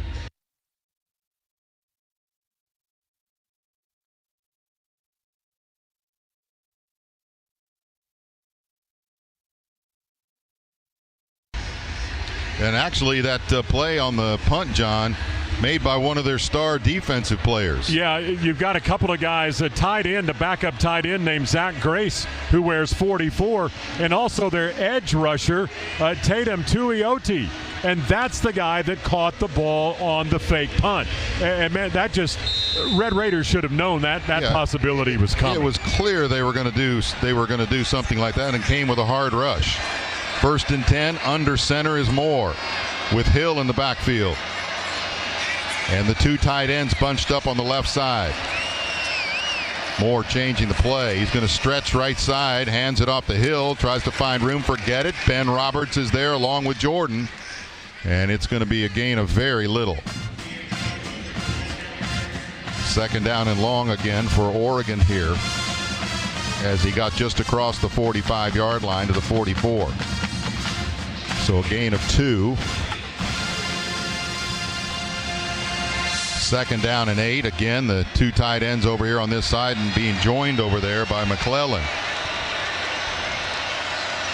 Malik Benson wide right. Pitch goes left side to Hill. And a great tackle by Roberts, who shot the gap. There were 3 or 4 blockers that were rolling out to the left side, and Hill was just a few steps behind him. Roberts shot right through there behind those blockers to make the tackle. Man, does a great job. He played well against them the first time, and they don't get him blocked there at all. Loss of 4. It's 3rd down and 12.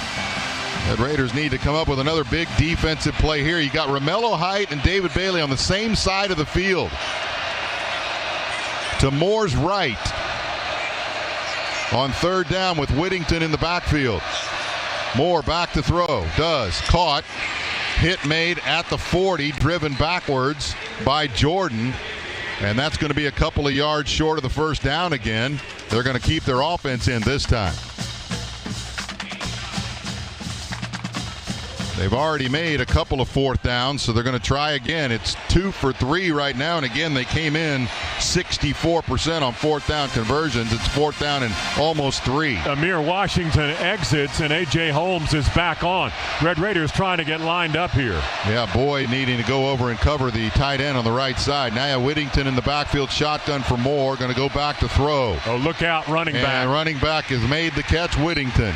He looped around to the right side and just kind of got into the gap there in between the linebackers and the defensive line, made the catch at the 20 or 35, and it's a 1st down there. Rodriguez with the tackle. Yeah, and this is a drive that is still going because of a fake punt and a pass. Yep, and another basically long drive here. 8 plays. Are about to start our 9th play here for Oregon. 3-0 at the moment. Throw right side quickly, caught by McClellan, but right there to make the tackle is Wisniewski on the far sideline. That's going to be a gain of a few. Again, hard to see the exact number from this angle, but we'll let you know as soon as they set the ball, and they do at the 33-yard line. So it'll be 2nd down and 8. Empty backfield now for Moore. No pressure. Throws deep down the left side for Benson. He makes the catch. Makes the catch and gets 1 foot in front of Pollock down the far sideline, just outside the 10-yard line. Well, there's an explosive play for the Ducks, 2nd one of the game. That's going to put it at the 10. That's 23 yards. He's catching it as he's falling out of bounds, but he's got a foot on the ground before he hits the white stripe. 1st and 10, throw left side, and Sadiq is hit just as the ball got there and popped out. Wow. Was that Romello Height out there? Well, it's Pollock or Brendan Jordan's there. Romello Height is on the outside. 2nd down. It was incomplete. They tried to throw the bubble screen out there to Sadiq, and great job by the Red Raiders to read that and get there just as the football did. Got form tackled. So no gain on the play. 2nd down and 10. It's just outside the 10. I can't imagine they could get a 1st down because the ball looks like it's on the 10. Motion right then left. Handoff goes to Davison. Big hole, but he's popped at the 5. Takes his momentum forward off that hit, though, into about the 2-yard line. It's going to be 3rd down from there. Yeah, that's going to be 8 yards. He just gets in there between the center and the right guard. Oh, and instead of wrapping him up, he literally just pops out. Now the handoff. He gets hit at the line of scrimmage and dropped. He did not get in the end zone. And getting off that pile is due to Banks that made the hit. It's going to be 4th down, and they've now called it goal, so it's 4th and goal from the 2. It's their 3rd 4th down of this possession. They are 3 for 4 for the game, and they have a fake punt on this possession. Lee Hunter is back on. Due to Banks exits. Hunter going to come up in the middle, and a timeout's going to be called by Tech. Want to make sure they got the right defensive call set here. And Dan Lanning has some issue before that the 3rd down play was snapped. They're asking the officials about something. Okay, well, it's Oregon's timeout then, because Lanning was. Yeah, he's out there talking to the officials at midfield. Now he wants the white hat.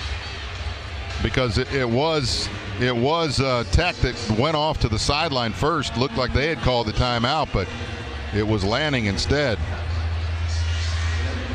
Yeah, he's out on the field at about the 10.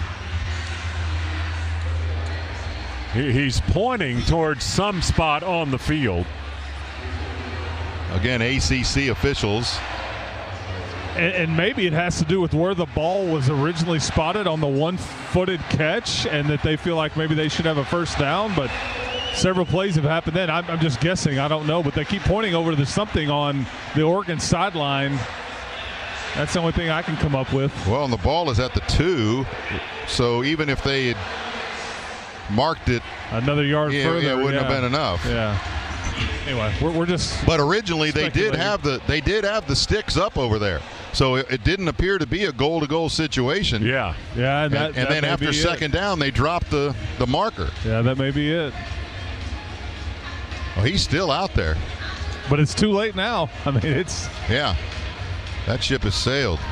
Well, while they talk it over, the state's leading workers' comp provider, Texas Mutual, is committed to building a brighter future for our communities. Learn more at texasmutual.com/community. Listen to all things college sports, including live games and talk on Sirius XM College Sports Radio, Channel 84, and streaming on the Sirius XM app. Well, they've had the time now with the TV timeout to talk it through, and Dan Lanning still out on the – he's with the huddle now, but he's turning around away from it to see if he can get an official again, but they're not paying attention any longer. They've had their say. Man, and you're down inside 5 minutes to go in this first half. Oregon has run 41 offensive plays to the Red Raiders 13. It's 3-0. You've got to find a way to keep them out of the end zone. Oh, if you could make the play right here and hang on to the ball a little bit offensively, you could flip this game. You're going to get the ball to start the second half. Man, you just think they're going to bust out of his huddle and line up. Oh, yeah, and they're going to throw it to the running back or a tight end somewhere. Two receivers right, Sadiq to the left, Davison in the backfield. Now Sadiq in motion left to right. Moore gets it, rolls to his right, wants to throw, looking into the end zone. It's batted down by Bailey. David Bailey with another pass breakup, his second of the game. That one is huge. You had Moore looking further in the back of the end zone as he's rolling to his right. He's got a receiver running a crossing pattern, but David Bailey just leaps up in front of him and knocks it down. Well, Bailey, instead of rushing the passer, was staying back in the passing lane, rolling with him. As he rolled to the right, Bailey slid down the line. And it's 1st and 10, Red Raiders. They hold the 3-0 Oregon lead here.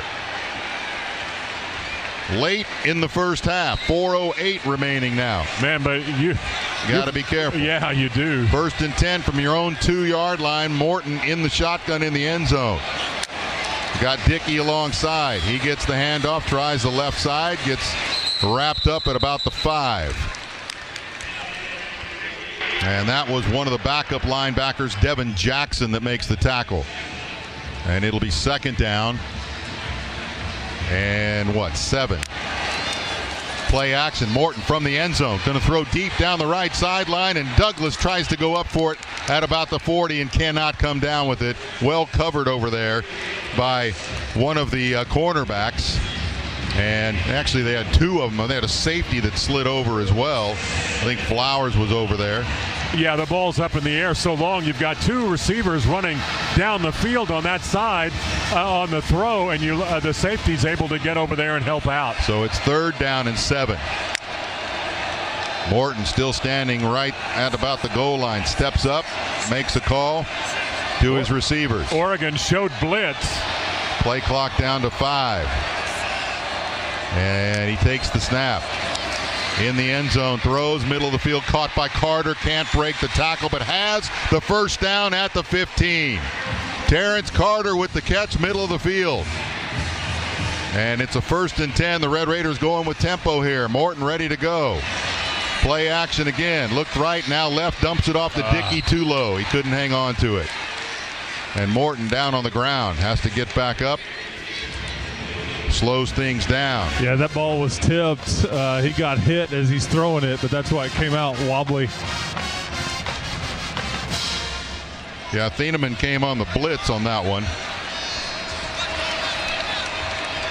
2nd down and 10. Handoff goes to Dickey. Comes left side, tries to make a spin at the 15 and gets knocked down as he makes that spin. No gain on the play. It'll be 3rd down and 10. Finney, the guy that came up to make the tackle. Oregon was just packed in the middle that time, and then you've got Dickey trying to spin it to the outside, gets tripped up, but there was no place to go inside. Trips on the right side this time include Douglas Aiken and Carter. Morton on 3rd down and 10. Steps back. Has time. Throws it left side. Caught on the slant. And up to the 25-yard line. That should be enough for a 1st down. And it's Aiken that makes the catch. They move the chains. 2:35 and counting in the first half. Red Raiders down 3-0. Handoff to Dickey. Spins and he loses the football. And Oregon has it. Dickey got hit right as he started a spin and the ball popped out. And it was Finney that makes the recovery. And deep in Tech territory with just over 2 minutes, 2:29 to go. And Dickey now with his 5th fumble of the season. He's lost 4 of them. He leads the team in that category, unfortunately. Just trying to fight for yards. But man, that's your 2nd turnover. It's in negative territory, plus for Oregon, and they've got time. They've also got 2 timeouts with 2:29 left to play in the half, up 3-0. Whittington back in the backfield, still just 8 yards total on the ground for Oregon. Johnson in the backfield now too, as Moore's going to throw right side. It's caught by Benson, immediately wrapped up, and then pushed towards the sideline on the far side by Rodriguez after Boyd got him. But that's a gain of about 8 or maybe even 9. It's going to be second down and very short. And Moore from the shotgun with Whittington alongside. And it looks like they're going to wait for the 2-minute timeout. And they do. The Dos Equis 2-minute timeout. Go for Dos. Enjoy Dos Equis responsibly. It's 3-0 Oregon at the moment over the Red Raiders with 2 minutes left in the first half. We'll be back after these messages. This is the Texas Tech Sports Network from Learfield. Rayburn Rentals is now Sunbelt Rentals. Same location, same unbeatable service, but with even more equipment, more locations, and the backing of the nation's largest rental fleet. Whether you're building residentially or commercially in Lubbock or tackling a big job out in the Permian or High Plains, Sunbelt Rentals has the tools you need when you need them. Bigger, stronger, ready for West Texas. Call Sunbelt Rentals today or visit sunbeltrentals.com. Sunbelt Rentals, equipment, rentals, solutions. Find your local Lubbock team at sunbeltrentals.com. Hey folks, this is Shannon Bond, General Manager of Ron Hoover RV Marine of Lubbock. Come out and see us for our large variety of RVs. We can fit your needs and get you financing and on the road to enjoy your RV. We have a variety of sizes filled with all the features you'd expect. And we'll take trade-ins too. We want to be your source for your RV today and in the future. Ron Hoover RV Marine just outside of Lubbock on Highway 84 before you get to Slayton. We'll make it worth your time to come see us at Lubbock's premier dealer for RVs. Ron Hoover RV Marine of Lubbock, your West Texas yes guys. Cheer on Texas Tech and keep your game day attire fresh with America's #1 dry cleaner, Tide Cleaners. With multiple locations right here in Lubbock, Tide Cleaners provides expert care and quality dry cleaning and laundry service to ensure you look your best all season long. From jerseys to tailgate or camp gear, Tide Cleaners has you covered. Don't let stains slow you down. Download our Tide Cleaners app to get started.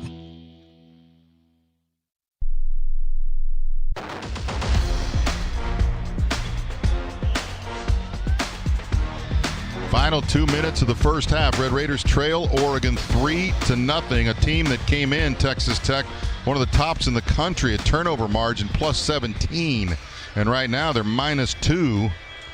And those 2 turnovers, man, you've asked your defense to do so much, and they have. But now you've got a situation where you've got a 2nd down and 2 for the Ducks.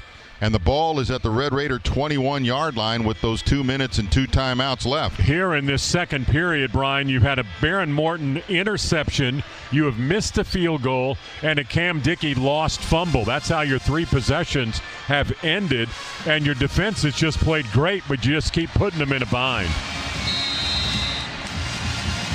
Back to action now. They're going to take Benson out to the right side. They've got the 2 tight ends on that left side with Whittington in the backfield and Moore under center. 2nd down and short. Handoff goes to Whittington, tries to go left side, gets wrapped up right at the 20-yard line. But that is right at the first down marker, I think, from what we can tell here. Maybe just a little bit short. Yeah, I mean, they gave him about a yard there. So it's going to be 3rd down and less than a yard. Handoff to Whittington, hit in the backfield. For the 8th time, the Red Raiders have a tackle for a loss. That's what's been keeping them in this game. Right into the pile of big boys in the middle. And David Bailey comes up without his helmet. It's going to be 4th down and 2, and they are going to bring the field goal unit out. So, man, if they actually kick a field goal. Correction, defensive player's helmet came off. This is a potential 10-second runoff situation. So Bailey has to go off the field. And he's the guy that moved inside, stepped around a blocker, and wrapped up the running back. They're going to bring Atticus Sappington in. He's already got 1 field goal. That's why it's 3-0. This ball's going to be marked at the 29, so a 39-yard field goal try right in the middle of the field to the south end into the Red Raider crowd. Due to the defensive player's helmet off, there's a 10-second subtraction. However, Texas Tech will take its 2nd timeout to avoid Texas Tech's charge, 2nd time out of the half. Man, you're going to give Oregon a chance to think about what they want to do. They went ahead and took the 10 off. Okay. By the way, because when he said there'll be a 10-second runoff, and then they went ahead and hit it, and they haven't put it back yet. Well, now Oregon's going to go over. Well, the timeout is taken by the Red Raiders. Yeah. To avoid the 10 seconds. And I'll be honest, I'm surprised that they're going to kick this field goal on 4th and 2. Well, you're assuming they're going to kick this field goal on 4th and 2. Even line up, and yeah, I mean, I would just have thought that they would have just gone for it traditionally, but. Well, again, Red Raiders with 8 tackles for a loss in this game. Yeah. So even though they are 3 of 5 on third down conversions, they've seen that now a number of times. 25 seconds. And have less than 100 yards of offense. So they're going to keep Sappington in there. And they've asked him to put the time back on the clock. Haven't seen him do it yet, but Sappington is out there ready to go. 39-yard field goal try from the middle of the field to add to a 3-0 lead. The kick is up plenty long, and it is good. So Oregon, with their second field goal of the game, makes it 6-0 Ducks over the Red Raiders with 1:33 left to play in the first half. Scoring drive summary brought to you by Gene Messer Auto Group, part of Group 1 Automotive, your hometown dealer. That was a 4-play, 8-yard drive of 56 seconds and the 39-yard field goal by Sappington.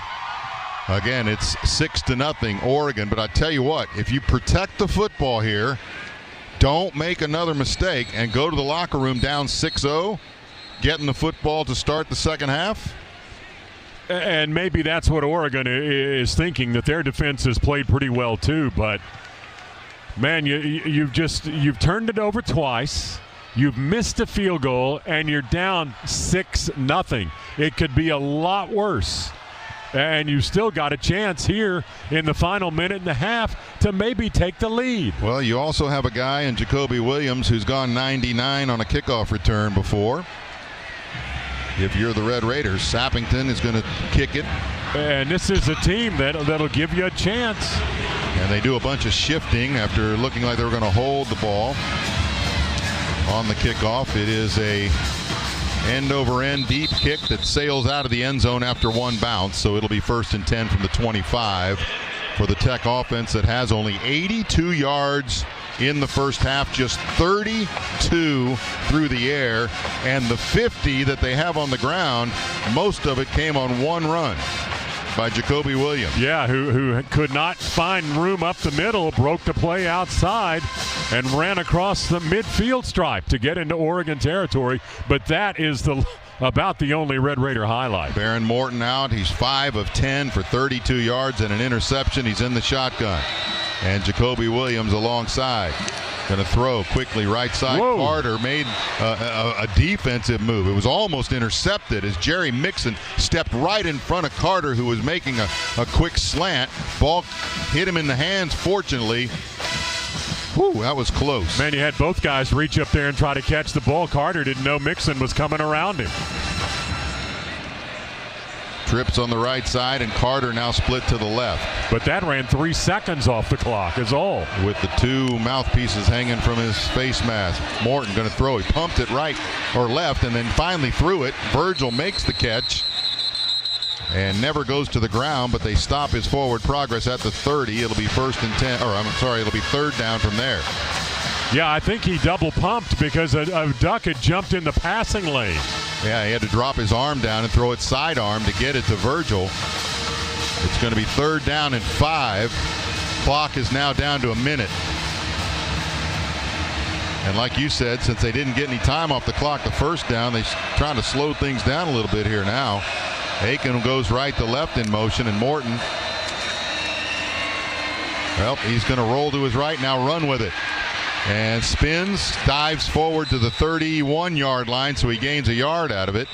And it's going to be 4th down. Oregon's going to take a timeout. Oh, yeah. Boy, the Red Raider offense just unable to do anything in this first half. It's a 30-second timeout. Yeah, Morton's got protection, but he can't find anybody open. Then he steps up in the pocket and just tries to run, but there's not a lot of room to do that either. Well, everyone knew coming into this game you had a couple of really good defenses stepping out there, and boy, even the coaches on the Red Raiders side were saying that they really expected this to be a close, tight, low-scoring game, and it's exactly what has happened so far. 6-0. Oregon with 43 seconds left in the first half, and I don't believe anyone thought it would be a shutout in the first half. No. Expected more out of the Red Raider offense.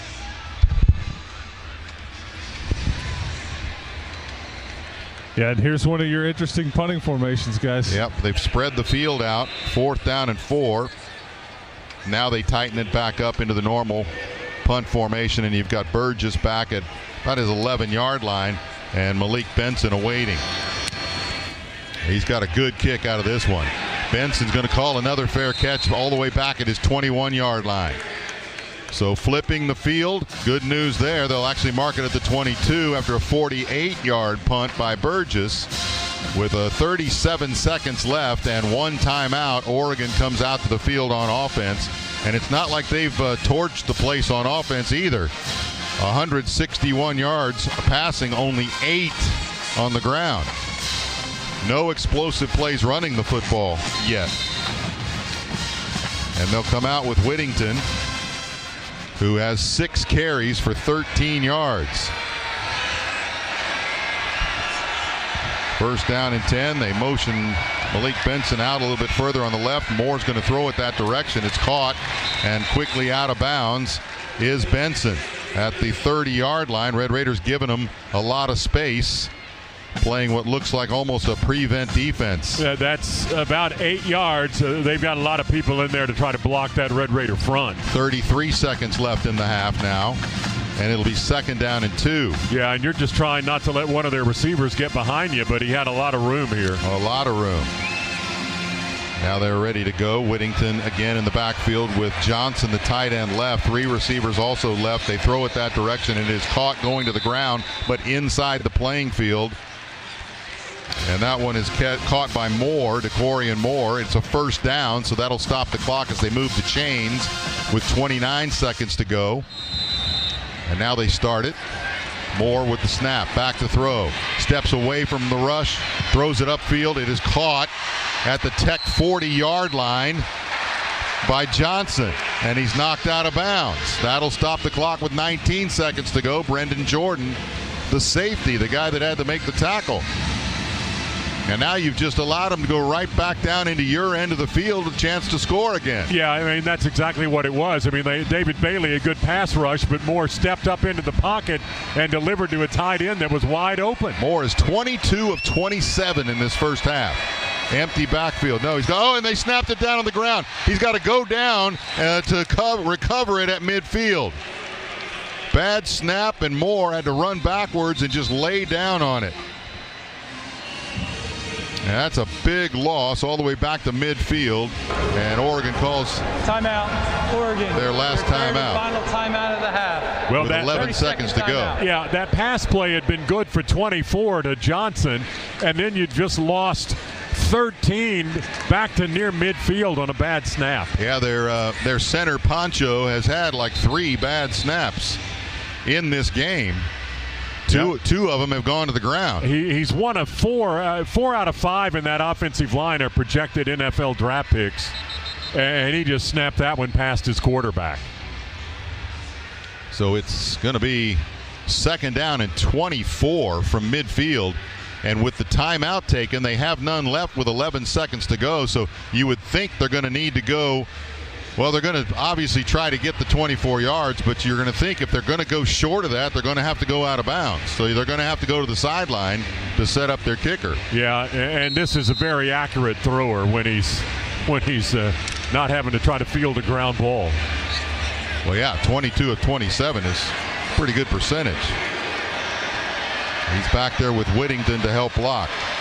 Bailey coming from the left side. Rolling to his right is Moore. There's a hold. Oh, the flag is down as the throw is thrown back across the field to Johnson. Middle of the field, he's hit. That's going to let the clock go down to Well, they're going to let it go down to 0. They're going to say that the flag was offensive, and they will end the half, I'm sure. Yeah, well, you'll decline it. You're not going to give them another play. Oh, heck no. Well, but the time on the clock is out anyway. Yeah. And a half can end on an offensive penalty. They're going to talk to McGuire about it, but this should be the end of the half. And if that's the case, again, Red Raiders giving up a lot of yardage on that drive, but holding offense number 71, 10-yard penalty, replay second down. Oh, wow. Please set 3 seconds on the game clock. They're going to add time to the clock. On the snap. Okay. Well, I guess they hope that the snap goes over his head again. Well, you're hoping you make a defensive play and return a ball for a score. But if I'm Dan Lanning, maybe you just take a knee. Well, as quick as Bailey is. Correction. The game clock will start on the ready for play. If you snap it back there, Bailey's quick enough to intercept the snap. Yeah, this is just going to kneel down. Yeah, 3 seconds were put on the clock. They're going to start the clock on the whistle of the official. They may not even snap it. There is the whistle. They're ready for play, and they don't snap it. That is the end of the first half of play. And again, after an offensive half where the Red Raiders are unable to get anything on the board, they got to go to the locker room, though, at least feeling like, hey, we dodged one. It's 6-0, a touchdown to open the second half. You're in the lead. Yes. Halftime interview presented by the Red Raider Club. That'll be with Joey McGuire after he talks to Television First. The last first half shutout of the Red Raiders was November 20th of 2021. We got to watch that one from a suite. Yes, we did. 23-0. Oklahoma State. Has not happened under Joey McGuire. First time that the Red Raiders have been shut out in a first half under a Joey McGuire team. Let's go down to the field with Chris. Yeah, what do you do to get the offense going, Coach? Because you're still in this thing, 6-0. Yeah, man. I mean, if you would have started the morning and you said it was going to be 6-0 at half in the quarterfinals, I probably would have taken it. Playing really good on defense. We just got to take care of the football. We're doing some good things on first down. It's our second down that's getting us in trouble, and then we've got to take care of the football. Okay, thank you, Coach. All right. Head coach Joey McGuire. Our sideline interview with Joey is presented by the Red Raider Club. Thank you, Red Raider Club members. Your leadership and annual investment impacts more than 400 student athletes across 17 sports every year. Thank you for providing the foundation of Texas Tech student athlete success. It is halftime. It's a 6-0. Excuse me. I wish it was 3. 6-0 Oregon lead over the Red Raiders. We'll be back with the AT&T halftime show and the Red Raider scoreboard update after these network messages. This is the Texas Tech Sports Network from Learfield. Hey, college football fans, I know you'd do anything for a win on game day and an ice-cold Bud Light. Because whether you're tailgating in the parking lot or parked on the couch, sitting on your lucky stool at the bar, or standing in the fan section all game long, the clean, crisp taste of Bud Light turns a win into a win-win. And there's nothing easier to enjoy than that. Bud Light. Easy to drink, easy to enjoy. Enjoy responsibly. Anheuser-Busch Bud Light Beer, St. Louis, Missouri. At South Plains Implement, we know our farmers don't just work hard, they play hard too. And when it's game time in West Texas, we're right there with you, cheering on the Red Raiders. For generations, we've been your go-to team for all things agriculture and John Deere. Like a solid offensive line, we're built on trust, strength, and reliability. With 19 locations, we're always in your corner, whether you're in the field or in the stands. South Plains Implement, where farm meets family. Red Raider football lives here. Wow, that ought to just about do it, yeah? On the Texas Tech Sports Network from Learfield. When it's time to scale your business, it's time for Shopify. Get everything you need to grow the way you want. Like, all the way. Stack more sales with the best converting checkout on the planet. Track your cha-chings from every channel, right in one spot. And turn real-time reporting into big-time opportunities. Take your business to a whole new level. Switch to Shopify. Start your free trial today. .com to learn more and get started today.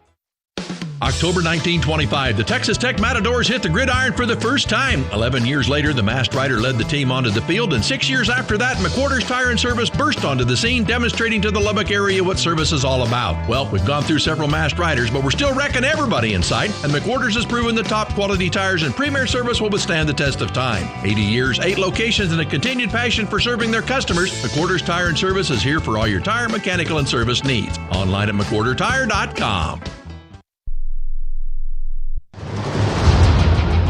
Red Raider football is brought to you by AT&T 5G, the official 5G wireless network of the Texas Tech Red Raiders, Texas Farm Bureau Insurance, and by your neighborhood Brahms ice cream and dairy stores, farm fresh for over 50 years. This is the AT&T Halftime Show. Live from the Learfield Network Studios, this is the College Scoreboard. And a pleasant good afternoon, my friends, across the great state of Texas. I'm Brian Houseworth, live in studio here. 12:37 is our time. Your college football scoreboard brought to you by Phillips 66, proud presenting sponsor of Texas Tech postseason football. At the half, number 5 Oregon leading number 4 Texas Tech 6-0. Playoff action last night, quarterfinal game. Number 10 Miami, number 2 Ohio State. Buckeyes actually outgained Miami 24-14. Wasn't really close, 332-291, but 2 interceptions. Turnovers the key. Miami wins. Hurricanes alive 24-14. It is raining hard right now in Pasadena. Number 9 Alabama, number 1 Indiana. I remember the rain a couple of years ago at that field. It is completely muddy. They play today in the Rose Bowl presented by Prudential at 3. Number 6 Ole Miss, number 3 Georgia, 7 tonight. All-State Sugar Bowl quarterfinal game. I'm Brian Houseworth, live in studio, brought to you by Phillips 66. This is Red Raider football, Learfield. When you think game day, think local first. Quarter 4 has been your local choice for over 75 years. From uniforms and footwear to equipment, we're proud to support the athletes in our area. And as corporate sponsors of Texas Tech Athletics, we continue to bring you the latest in Red Raider apparel with brands like Sideline Provisions, Adidas, Travis Matthew, and more. Shop us today at quarter4.net. Quarter 4, new name, same folks. Phillips 66 would like to congratulate the Texas Tech Red Raider football team for an historic season of firsts. From the program's record-setting 12-win season to the first ever Big 12 football championship and earning a first-round bye in the college football playoff, this season has been one for the history books. As the next chapter of this story continues to be written, go, go, go in January. Wreck 'em, Texas Tech. Phillips 66 is a proud presenting sponsor of Texas Tech postseason football. Phillips 66 is a trademark owned by Phillips 66 Company, copyright 2025-2026, all rights reserved. Live from Hard Rock Stadium. Guess who got it? Bailey came around that corner like a rocket. This is the College Football Playoff quarterfinals on the Texas Tech Sports Network from Learfield. Introducing Accurate Air Solutions, Lubbock's newest and most trusted name in HVACR, electrical and plumbing sales, service, and installation. Our expert team is here 24/7, 365, delivering fast and dependable solutions for all your residential, commercial, and industrial needs. From emergency repairs, new installations, or planned preventative maintenance programs, we keep your home or business running smoothly, no matter the season. Accurate Air Solutions, quality you can trust and service you can count on. Experience the Accurate Air difference. Visit AccurateAirSolutionsLLC.com. Hey Red Raiders, it's game day. This is attorney Davis Smith with the Gorilla Law Firm. If you or a loved one have been injured in an accident, call us. We've been at the same location for 20 years and handled thousands of personal injury claims. We've also recovered millions of dollars for our clients. We're a proud sponsor of Texas Tech. Find us at GorillaLawFirm.com. Make the right play. If you've been injured, get the Gorilla. Go Red Raiders!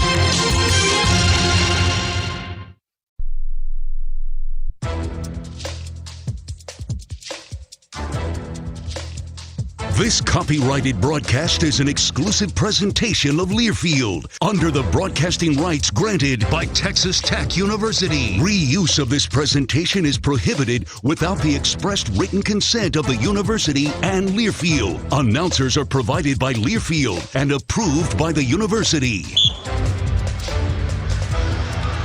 Back here at Hard Rock Stadium in Miami, it's the Capital One Orange Bowl. Oregon on top of Texas Tech 6-0 here at the break. The Red Raider offense in the first half had 6 possessions. 3 of them ended it with punts. Another a missed field goal. The Red Raiders, Baron Morton also throwing an interception, and Cam Dickey lost a fumble.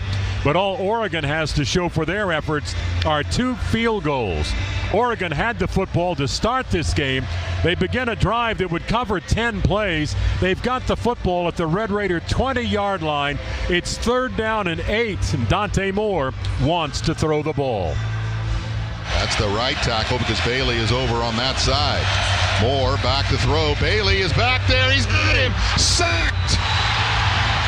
David Bailey gets Dante Moore on the 3rd down. That lost 11 yards for the Ducks, but on 4th down, they kick a 50-yard field goal to go in front of the Red Raiders, 3-0. Texas Tech on their first 2 offensive possessions would go 3 and out. Next time Oregon had the football, they drive 13 plays. They've got the football 4th down. They need a yard at the 24-yard line, and the Red Raider defense comes up big again. Still 8 seconds left on the play clock. 2 backs in the backfield. And a high snap to Moore, who's going to throw that straight to Davison, who takes it right side. He's not going to get it. Lee Hunter again with a big play on a running play to the right side. Lee Hunter making the stop there. The Red Raiders' next position, as said, ends with a punt. And Oregon's got the football again. And the Red Raider pass rush gets to the Duck quarterback. On 1st and 10 from the 35-yard line.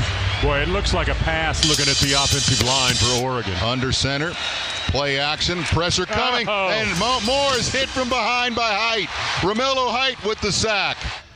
Those are the 2 sacks by the Red Raiders in the first quarter of the ball game. David Bailey and Romello Height. It was 3-0 Ducks, end of 1. Red Raiders' first possession in that second period, ending with the Baron Morton interception. Ducks would punt the football back, and then Jacoby Williams has the Red Raiders' offensive play of the day on a 2nd down and 7. 2-yard pickup, 2nd down and 8. Got to get more on 1st and 2nd down. Morton's going to hand it. Hands it off again to Williams. And now he bounces from right to left. He's got a wide open field at the 30, the 40, up to midfield. One guy to beat, gets pushed out of bounds in Oregon territory, all the way down inside the 40-yard line at the 38. Officially, Jacoby Williams credited with 50 yards on that run, but that drive ends on a missed field goal by the Red Raiders.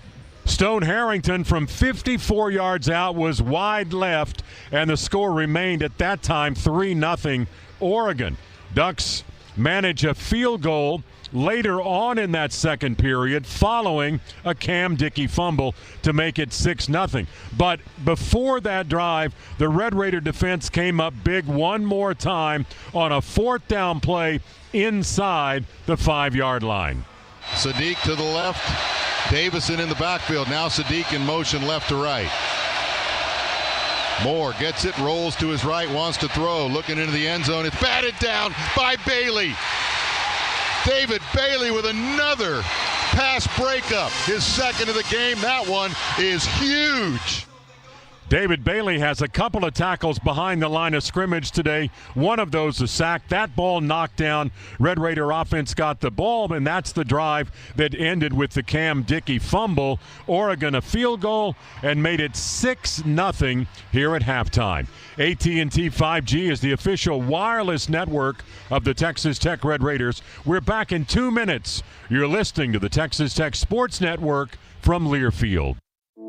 Every morning you put on your hat, but it's not the only one you'll wear that day. Because as a farmer or rancher, every day asks you to do many jobs. To help, Capital Farm Credit offers production loan products to purchase land and equipment, buy inputs and feed, and run your operations day to day. They almost work as hard as you do. To learn more, visit CapitalFarmCredit.com. Capital Farm Credit. Together, we're better. Reliant is the home of free electricity weekends. In the same way, Lubbock is the home of stuff that just makes sense. You know, like toe-tapping live music, Red Raider Pride, and how you can switch to the Truly Free Weekends plan and get free electricity from 8 p.m. Friday to 12 a.m. Monday. Sign up for Truly Free Weekends by calling 1-866-RELIANT or visit Reliant.com. Reliant, proud partner of Texas Tech Athletics. Terms and conditions apply. Reliant PUCT number 10007. The Red Raiders, the Ducks. Touchdown, Red Raiders. Jacob Rodriguez has the offensive touchdown. You're listening to the Orange Bowl. This is Texas Tech football from Learfield.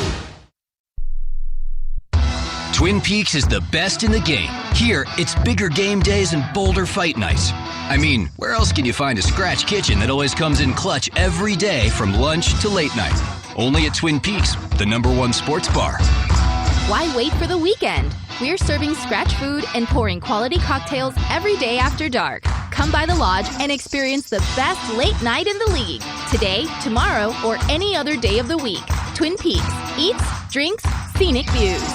Dents, dings? Oh, hell no! It's time to give Davis Dent Repair a ring. At Davis, we've been around for years, and when it comes to paintless dent repair, our people are the best around. That's why you should tell your insurance company to send your vehicle to Davis Dent Repair. Call us for a free estimate at 806-368-7858 or log on to davisdentrepair.com.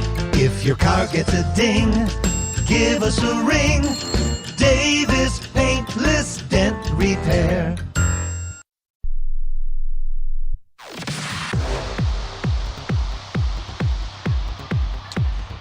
Time now to look at the halftime stat report presented by Tootin' Totem. Before or after the game, drive over to one of the many Tootin' Totem West Texas locations for your fuel stop, ready-to-eat foods like Red's Pizza or Mitch's Barbecue. Or roll through our drive-thru to grab all your road trip essentials. Want it delivered? Order now through TootinTotem.com. Tootin' Totem, the official convenience store partner of Texas Tech Athletics. In that first half, Oregon with 49 offensive plays, 198 yards. Red Raiders snapped the ball just 23 times for 88 yards.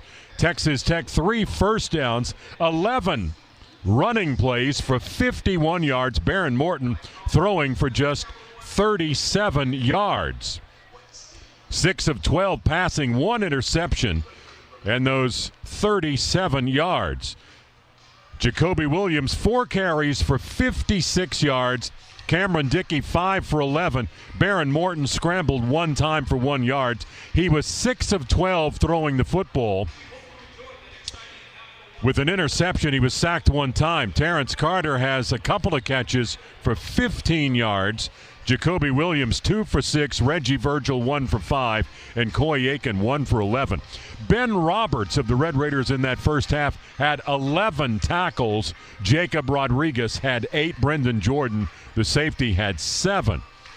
But for the Red Raiders, just 2 of 6 on third down, did not attempt the fourth down play. Tech had the ball less than 8 minutes, while Oregon had it 21 minutes and 26 seconds on those 49 offensive plays. They've run the football 21 times for minus 5 yards.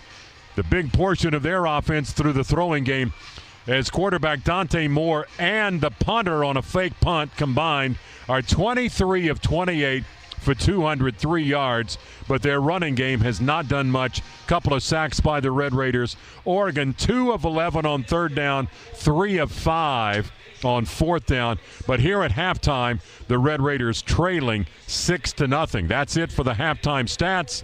The halftime stats brought to you by Toot and Totem. Thank you for listening to the AT&T Halftime Show. When we return, we'll have the second half kickoff. This is the Texas Tech Sports Network from Learfield. Morton going to take it himself on the zone read. He goes right side, stiff arms, gets inside the pylon. Hey, Red Raider Nation. This is Baron Morton, quarterback for Texas Tech. When I step on the field, I'm playing for more than just wins. I'm playing for the double T, for every fan in the stands, and for everyone who believes in this program. Thanks to Red Raider Club members. We get to chase greatness every day with the support and resources to perform at the highest level. Want to be a part of it? Step up and join us. Go to RedRaiderClub.com and join today. Wreck 'em. know you can save money on car insurance by checking Allstate first. Like to check if they're going for it on 4th down before going to the concession stand. Yeah, give me 3 hot dogs, 2 jumbo Touchdown, baby! What? Hey, buddy, you want cheese with those? Yeah, checking first is smart. No. So check Allstate first and see what you could save. You're in good hands with Allstate. Potential savings vary, including based on how you buy, subject to terms, conditions, and availability. Allstate North American Insurance Company and affiliates, Northbrook, Illinois. Live from Hard Rock Stadium, this is the College Football Playoff Quarterfinals. Opening kickoff, 98 yards for a score. On the Texas Tech Sports Network from Learfield. You know that Big Bargain detergent jug is 80% water, right? It doesn't clean as well. 80% water? I thought I was getting a better deal because it's so big. If you want a better clean, Tide Pods are only 12% water. The rest is pure, concentrated cleaning ingredients. Oh, let me make an announcement. Attention shoppers, if you want a real deal, try Tide Pods. Stop paying for watered-down detergents. Pay for clean. If it's gotta be clean, it's gotta be Tide Pods. Water content based on the leading bargain liquid detergent. An equal housing lender. It's time for something new. Level up your ride with game-changing offers at Frontier and Spirit. Unlock big factory rebates, score massive manufacturer markdowns, and ace deep dealer discounts on brand new Dodges, Chryslers, Jeeps, and Ram trucks. Plus, enjoy free car washes for a year when you buy. Upgrade your college experience. Shift into gear with your new Ram from Frontier on Spur 327 or Spirit on Avenue Q.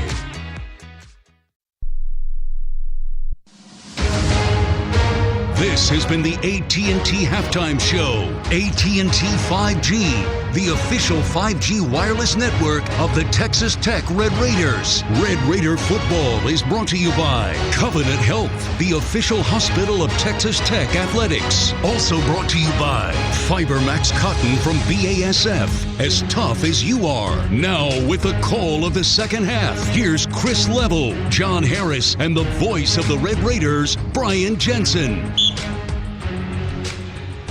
And welcome back to the Hard Rock Stadium, just outside of Miami, the Orange Bowl here in the College Football Playoff quarterfinals. Red Raiders, after that first half, trailing 6-0 to Oregon. Well, you're wondering the last time Tech trailed in a bowl game at the half and then came back to win?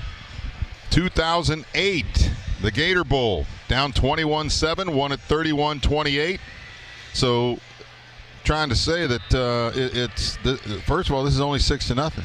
You get the ball to start the second half. If you made adjustments at halftime, which you would expect, you get Baron Morton settled down a little bit. You get a couple of blocks here and there, spring a couple of guys here and there, and all of a sudden it could be 7-6. Yes, it could. So how they come out of this locker room, I think, is going to be pretty important for the Red Raiders to be able to actually move the football a little bit. Now, we've said that a little bit in the first half, obviously, when they had the ball as well. But now you've had your chance to go back there, take a look at some things, make some adjustments. Obviously, Oregon feeling pretty good about what they did. How much adjustment they're going to make? Probably not a whole lot. Just kind of expecting that you're going to do some and seeing how you react to that after it happens. Well, they did not run the football well, and they did not protect their quarterback particularly well in certain situations, and they had a couple of bad snaps as well.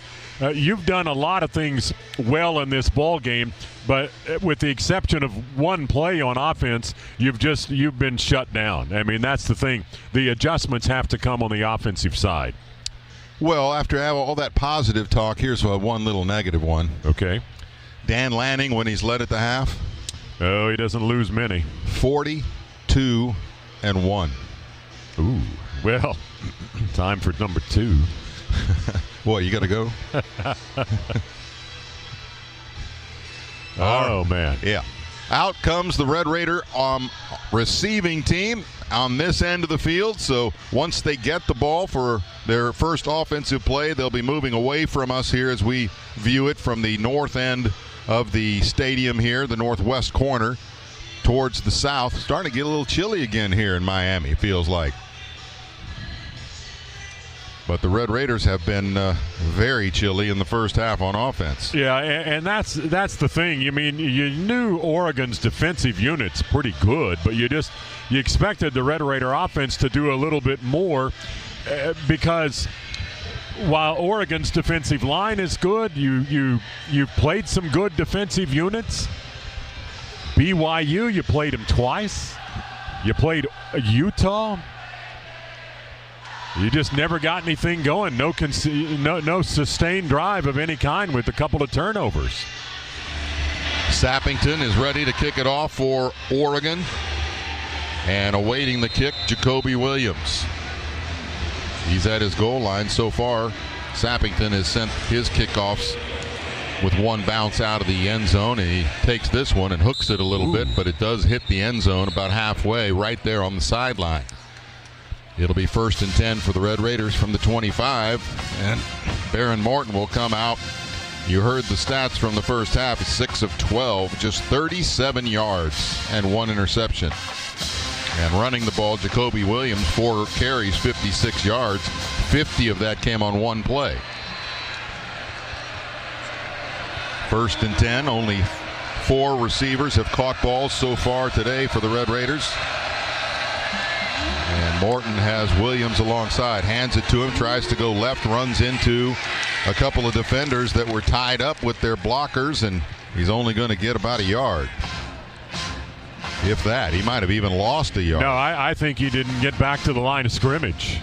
I mean, Sheridan Wilson was trying to loop around on that play from his center spot. He got held up in the backfield, and Jacoby had nowhere to go. He and John Carlos Miller were entangled with Bear Alexander, and Bear didn't give any ground. 2nd down, 11. Morton straight back. Has time, throws it, and it's knocked down again. This time Washington was the one that got it, the transfer out of Arizona. Man, and he was looking over the middle for Terrence Carter, who was about 3 steps in front of the defender and might have caught that ball and still been running. So now it's 3rd down and 11 on this opening drive of the second half, trailing 6-0. Motion is Terrence Carter on the right side, tightening up into the H spot, and Morton back to throw. Has time, wings it out right side to Carter, takes on the defender who hangs on to him and will not let him get more than a couple of yards. And it was Mixon that was able to do it. So 3 and out to open the second half for the Red Raider offense, trailing 6-0. And they'll put just about everybody on the left side of the center and then shift them back into the normal punt formation. Burgess standing back at his 13-yard line. And Benson awaiting. Burgess with not a very good kick this time. It's wobbly and short, and Benson's going to take it on a run to the near sideline. He's at the 40, he's at midfield, and he cuts to about the 40-yard line in Tech's end of the field before he's knocked out of bounds. So a punt return by Malik Benson gives Oregon good field position to start their first offensive series of the second half.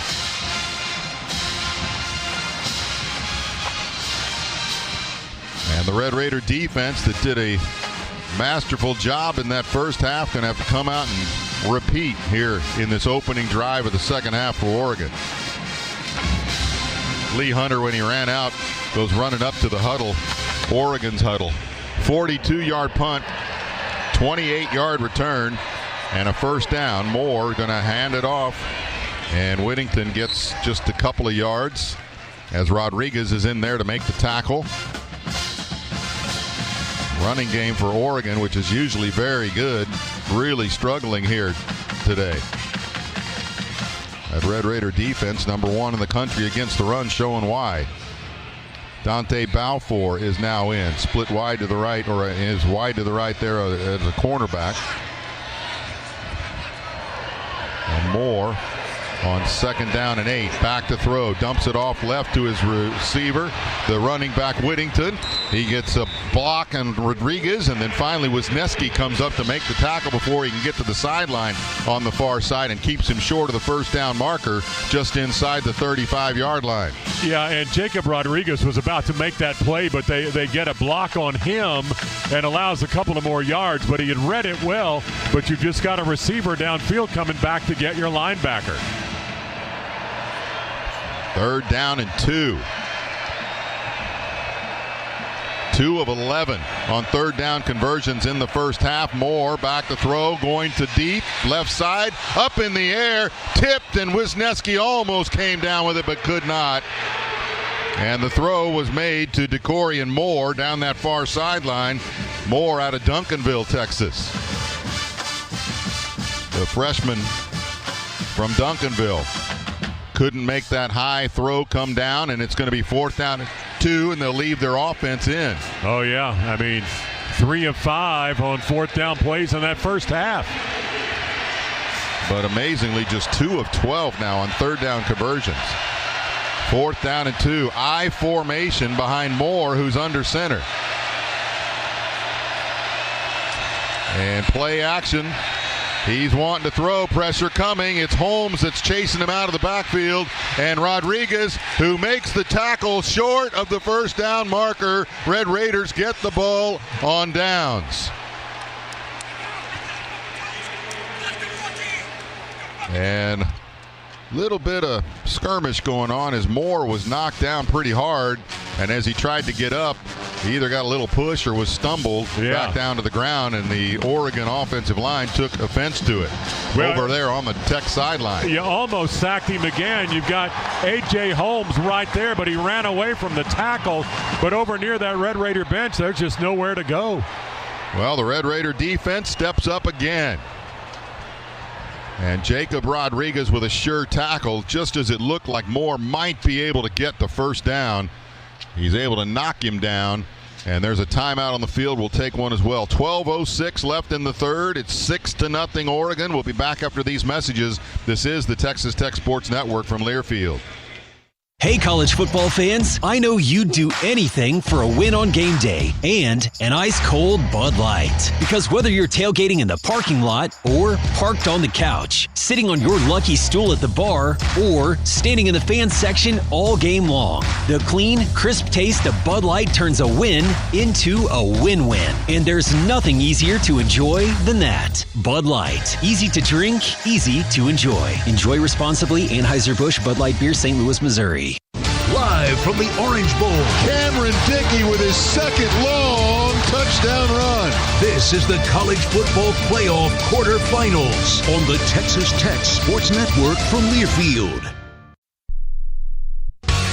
Calling all Red Raider fans, if you're not drinking freshly brewed iced tea at a Texas Tech game, then you need to head on over to HTO. With 3 locations to serve you here in Lubbock, HTO has the finest iced tea brewed fresh every hour. Come get one of our iconic 44-ounce teas that you'll find at each and every Texas Tech football home game. You can visit us at Jones Stadium, 67th in Milwaukee, 50th in Boston, and our new location on 98th and Slide. HTO, offering 25 flavors of the best freshly brewed iced tea here in West Texas.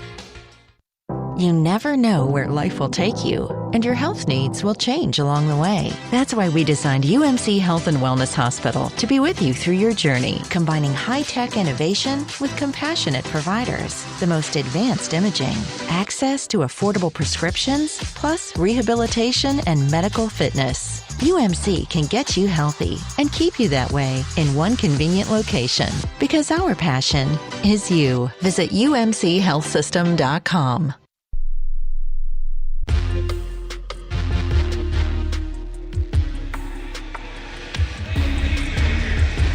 Red Raider offense back out on the field. They went 3 and out on that opening drive to start this half. But the defense steps up again on a 4th down this time and get the football back to them with decent field position this time. They're at the 32-yard line on their own end of the field. Dickey in the backfield now replacing Williams. Motion goes right to the left, and that's Williams. He gets the handoff on the jet sweep. Can't break the tackle, though, of Mixon, who had one hand on him and was able to pull him down. as he tried to turn it upfield. It's going to be a loss of a yard again. Well, you get behind the sticks on first down, and that just makes it tougher on second and third. Second down, 11. Joey McGuire said at the half as he was going off, we're doing good things on first down. It's second down that's killing us. Well, opening this drive or opening this half, it's been the opposite. Yeah. Play action, throw Morton, left side, and Williams dropped it. He had a block by Virgil over there if he was able to hang on to it. He's looking back to Morton, saying that he looks like he said he looked into the sun and didn't see it. He's going to go off the field now, and it's third down and 11. Boy, talk about rough third downs. Red Raiders 2 of 7. Each team struggling on third downs. And you're talking about your running backs that caught nearly 80% of the passes thrown to him during the regular season. Empty backfield as Dickey sprints out right. Morton back to throw, pressure coming, and he gets hit. Ball is stripped away from him, and breaking down the field to the 5. It's going to be first and goal for Oregon as they were able to pull the football out of his hand as he was trying to throw it.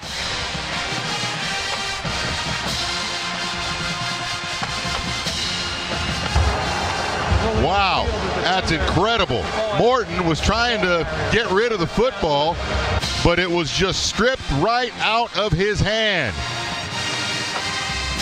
Yeah, it's the edge rusher who comes from he beats Jacob Ponton to the quarterback, and as Barron's got his arm cocked to throw, number 10, Mateo, go ahead with his last name. The guy just takes it away and then takes off to the end zone. Uiagalelei is the guy that was in there and literally just stripped it from his arm as he was cocking it back and rumbled down to the 6-yard line. Officially, it'll be first and goal from the 6. And Moore is going to pitch it right to Davison with a bunch of blockers. He breaks free into the end zone. Touchdown, Oregon. And now a 6-0 lead that looked like it was manageable is starting to get a little wide. Well, 3 turnovers. You're not beating Oregon with 3 turnovers. No. And we said at the outset of this ball game, Baron Morton had to play well. Baron Morton, unfortunately, has not played well in this game. No, having one of the worst games he's probably had in his career. Extra point upcoming.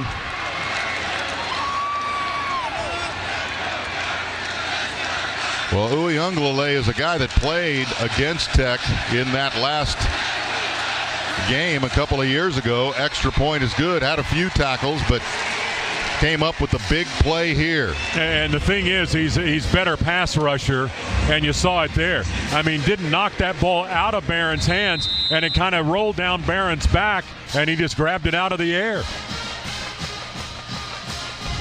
Touchdown and extra point. And the Red Raiders are now down 2 scores. 11:20 left to play in the first half. And the Ducks now lead the Red Raiders. No. 13-0. Extra point no good. 6-7. Yep, 13. All right, 13-0. Oregon over Tech with 11:20 to go, third quarter. And Red Raiders on the sideline trying to figure out what they're going to be able to do when they come back, and we will come back after these messages.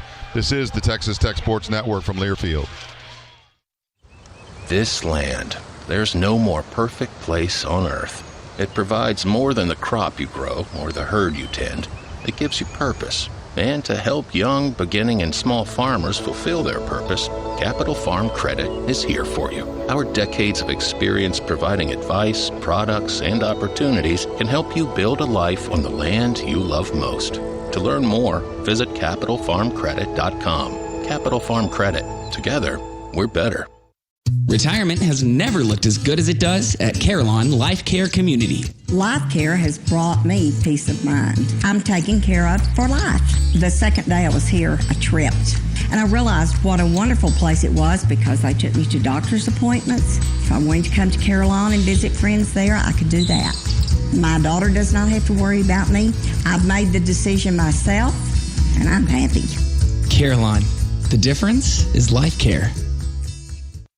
Reliant is the home of free electricity weekends. In the same way Lubbock is the home of stuff that just makes sense. You know, like toe-tapping live music, Red Raider Pride, and how you can switch to the Truly Free Weekends plan and get free electricity from 8 p.m. Friday to 12 a.m. Monday. Sign up for Truly Free Weekends by calling 1-866-RELIANT or visit Reliant.com. Reliant, proud partner of Texas Tech Athletics.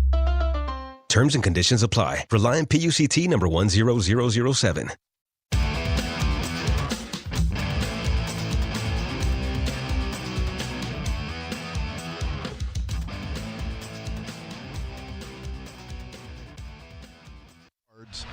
On the touchdown by Davison, and it is now 13-0 Oregon. Let's pause 10 seconds for station identification. This is the Texas Tech Sports Network from Learfield.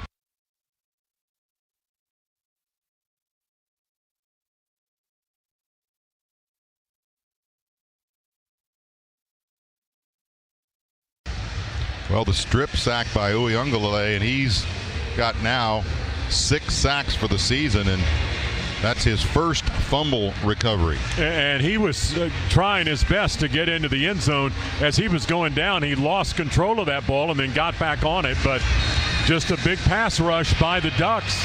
Baron Morton looking the other direction and had it taken away from him. Sappington with the kickoff, a very high kick this time, and Williams is going to take it 4 yards deep in the end zone and come out with it to the 10, cuts it to the right side and just trips up, but there is a flag. It's going to be a holding call against the Red Raiders. It's going to bring this one back about the 10-yard line. Or a tripping maybe.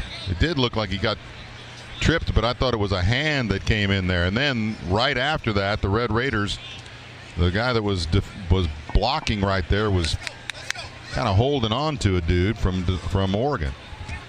Thought maybe they were going to call Tech for a holding, but there are 2 holds on the return by the receiving that's what team. I thought. Number 88 is declined. Number 32 is accepted. Half the distance to the goal, penalty, first down. So instead of it being tripping, it's a holding call against the Red Raiders, and they're going to start this drive inside their own 10-yard line, trailing 13-0 after we told you that the Red Raiders had come back in 08 after trailing at the half in a bowl game. They're 0-3, trailing at the half in the last 3 that they've trailed. 1st and 10, motion right to left is Carter. Morton back to throw. Wings it right side to Dickey. He makes a move and gets up to the 15-yard line before being pushed backwards on the tackle by Thieneman. And it's going to be a pickup of almost 8 yards on first down. Well, nice job by Morton that time to really see that he didn't have anything upfield, so he threw it out to the flat. Yeah, and that's what he did. He looked downfield and checked it down to Cam Dickey. 2nd down and 2. Motion left to right this time is Aiken. Morton going to pitch it right side to Dickey. Tries to turn the corner, does a spin, hangs onto the ball this time, and gets the first down as he falls right at the 18-yard line. It should be first down. Yeah, the Red Raiders, 7 previous possessions in the ball game. They're not giving them the first down. Oh, wow, just a little bit short. So it's going to be 3rd down and inches. Well, the official was right on the marker where the first down marker is when he put it down. Hand off Dickey. Gets the first down. Has to do like a half spin this time as he got hit at the line of scrimmage by Kennedy. Is able to get enough movement to get the first down. That put it at the 20-yard line. He remains in the game. Morton going to step back to throw. Getting pressured, rolls to his left, jumps up in the air, tries to throw it to Dickey. It's down low, and Dickey can't hang on to it. On the left side, it'll be 2nd down and 10. Yeah, and Barron felt the pressure, moved a little bit to his left, but then threw it right at the shoe tops of Cam Dickey, who catches that ball at his waist. He's got room to run up the sideline of the Ducks. Morton now under 50% throwing the football, 8 of 17. Slaps his hands, fakes the handoff, play action, going to roll to his right this time. Looks upfield, going deep, and it is caught by Virgil. Reggie Virgil makes the catch, coming from left to right to the sideline, and gets it up to the 44-yard line before being stepped out of bounds. I mean, that's just an outstanding play by the Red Raider wide receiver. Goes up over a defensive back. He's holding that ball with one hand as he runs out of bounds. So the Red Raiders with a little bit of offense here. Handoff goes to Dickey. Comes left side, cuts it up, and gets tripped up right about that same time by Mateo Uyunglele. And it is second down. Handoff Dickey right side. Cuts right and then gets away from Uyunglele and is able to pick up a couple of more. It'll be third down, though, and still needing about 5. Yeah, a couple of runs have netted 5 yards for Dickey. The Enneman with that tackle. And the Red Raiders on third down, just 3 of 9. Need to keep this drive going. I mean, Terrence Carter is a guy they've looked for, but Oregon knows that. That's where they throw it on the bubble screen, and he is able to break a couple of tackles. He's got the first down inside Oregon territory at the 43-yard line. Tackled by Betcher, but he bounced off about 3 ducks. Yeah, about 60% of Terrence Carter's receiving yards come after he makes the catch. I mean, he is a tough guy to get on the ground. Morton wants it again, play action. Pressure coming around the backside. He's going to throw it deep towards the end zone, almost intercepted. Tried to get it to Douglas coming on the post from the left side, and the safety coming from the right looked like the receiver. That was Aaron Flowers. Almost made the catch and the interception at the goal line. And the guy that was actually covering the Red Raider receiver, defensive player injured. Looks like he's got a hamstring problem. A little bit slow getting up, and that was Kennedy. So they'll take a look at him, and got Lanning all the way out on the field again, talking to his defender. And they're going to take a timeout on the field. We will take one as well. 13-0, Oregon over the Red Raiders with 8:02 left in the third. Back after these messages. This is the Texas Tech Sports Network from Learfield. Progressive presents Employee of the Month. Small Business Edition. Today's recipient from Terry's Tiny Homes, Terry! Sure, as the only employee of her company, Terry was probably the front runner, but saving money getting personalized discounts with a commercial auto quote from Progressive, well, that gave Terry the edge. Over Terry. Terry! Keep awkwardly chanting your own name, Terry. You deserve it. Woo! Be your own Terry. See if you could save in as little as 8 minutes at ProgressiveCommercial.com. Progressive Casualty Insurance Company and Affiliates. Discounts not available in all states or situations. This is the college football playoff quarterfinals. And Rodriguez just put his hands up, picked it off. On the Texas Tech Sports Network from Learfield. The Texas Tech Alumni Association represents loyal Red Raiders committed to supporting the academic mission of Texas Tech. Established by the first graduating class in 1927, the association will soon celebrate its centennial, representing a century of support for our students, alumni programs, and university tradition. Whether a century member or part of the 1923 Society, thank you for helping us meet our mission. Belong today. Download our app, visit texastechalumni.org, or stop by the McKenzie Merkin Alumni Center to learn more. You're one of us. There are a lot of banks in Lubbock, but not all banks are the same. Lubbock National is Texas family owned, and that matters when you need fast decisions on a loan. We don't have outside shareholders, and your information stays private. We don't answer to Wall Street. We do answer to people on Slide, Indiana, and Quaker. We also answer the phone when you call, because sometimes you need to talk to a human, not a machine. Lubbock National Bank. Awesome service. Some would say legendary since 1892. Equal housing lender, member FDIC.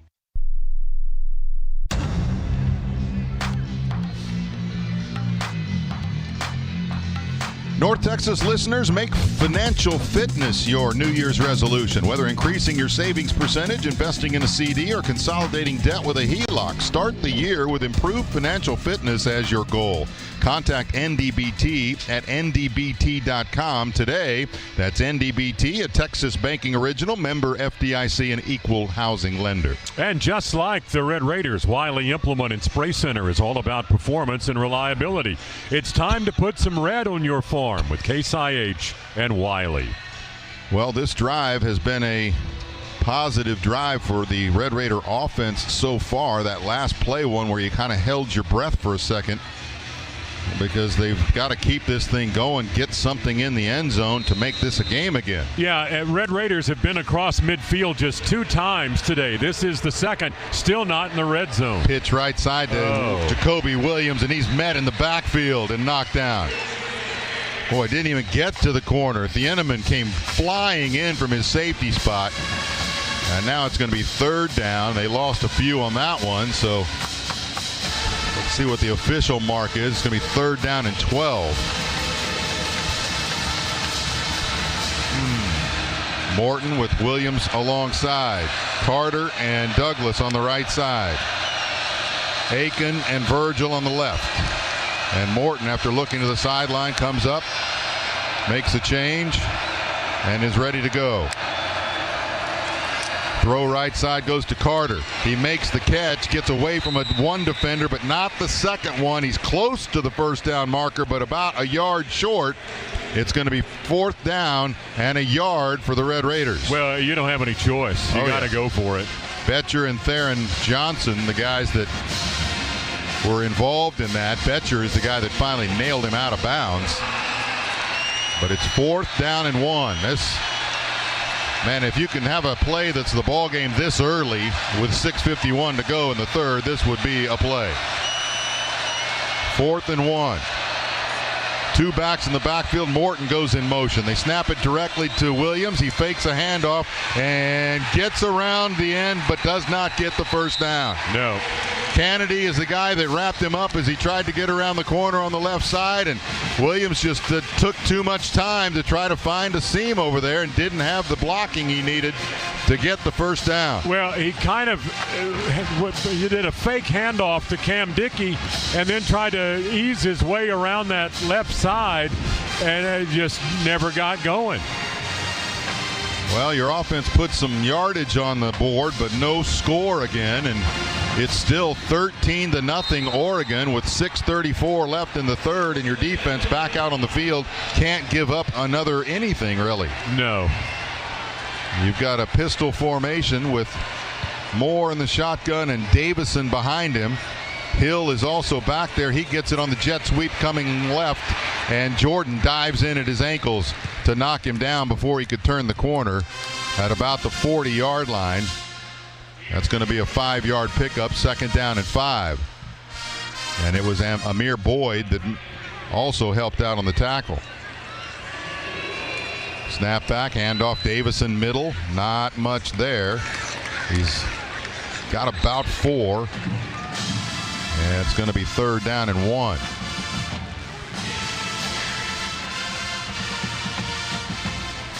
Third downs have not been kind to the Oregon Ducks. 2 and 12. 2 for 12.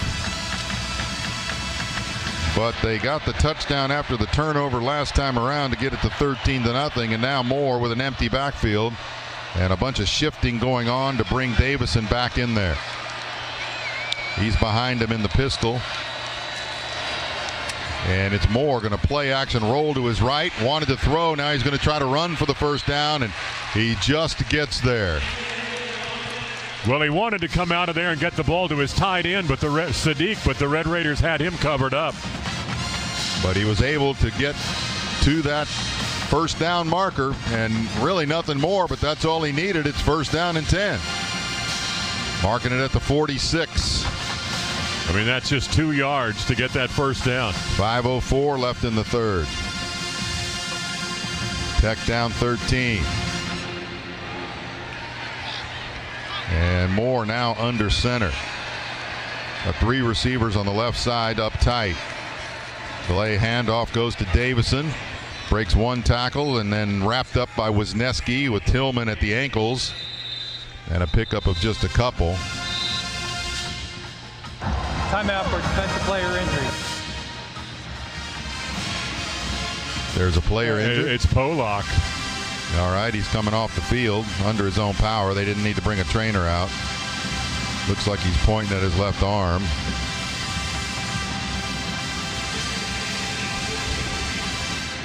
And with Polak out, you've got Boyd on one side and Balfour on the other. 2nd down and 8. 3 backs now surrounding Moore, and he fakes the handoff, going to take it himself. Wisniewski waiting for him, pops him, and shoves him backwards at midfield. Wisniewski, the guy that delivered the blow as Moore tried to kind of shoulder into him and forget it. Boy, Wisniewski has played a solid game again, as he seems to every week. 3rd down and 5 now. He's got 6 tackles. Ben Roberts 11, Jacob Rodriguez 10. And Moore has Whittington back in there on the left side. Motion coming from right to left is Johnson. They hand it off to Whittington, and he's not going to get it. He barely got a couple, and they're going to be at least 3 yards short of the first down.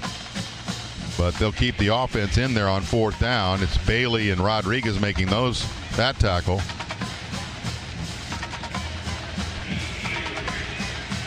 So now on 4th down, 3 of 6 for Oregon. They're going to try it again here. If the Red Raider defense can come up with another one, it'll be outstanding field position for the Red Raider offense. Motion is Sadiq going to the outside left. Moore back to throw. Gets hit as he throws. It's intercepted. Intercepted and brought back to the 45-yard line. I think that's Rodriguez, is it? Ben Roberts. Oh, Ben Roberts. He's covered up the tight end, and that's where the ball went. 3 interceptions in the last 2 games for Ben Roberts. Yeah, and it's the first game he ever started was against these Oregon Ducks, and it was his best game. And I got to tell you, that came at an opportune time. Needed it bad. Well, it did. If he'd have knocked it down, they would have had better field position, but you wouldn't have the charge that you're getting on the sideline, I don't think. So the Red Raiders on that sideline pretty charged up off the play from Ben Roberts. The offense is going to have to do something with it when they come out. Hey, the Overton Hotel and Conference Center is conveniently located across the street from Texas Tech University. Overton invites you to stay at the official Lubbock Hotel of Texas Tech Athletics, the Alumni Association, and yours truly. Well, you're running out of time. That's the thing here. Still down just 2 scores, so you just got to get one. You got to get one to feel like you're going to have the opportunity to do something if, in fact, the defense keeps it as close as it has so far.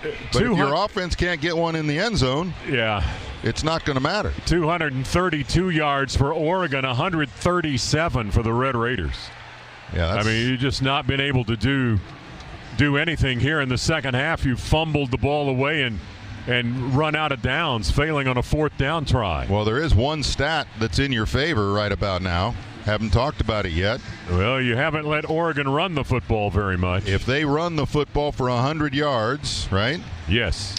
They're 20-0 over the last 2 seasons. 25-0. 25-0. 0-2 when they don't. 0-2 when they don't. Right now they have 23 yards rushing. They've run the ball 30 times for 23 yards. I mean, so, you've shut down that part of the game. And it's just like it's the time of the game last night where the team that had the bye and had struggled up until this time took off and got a couple of scores. Red Raiders need to do the same thing here. It's wake-up time, in other words.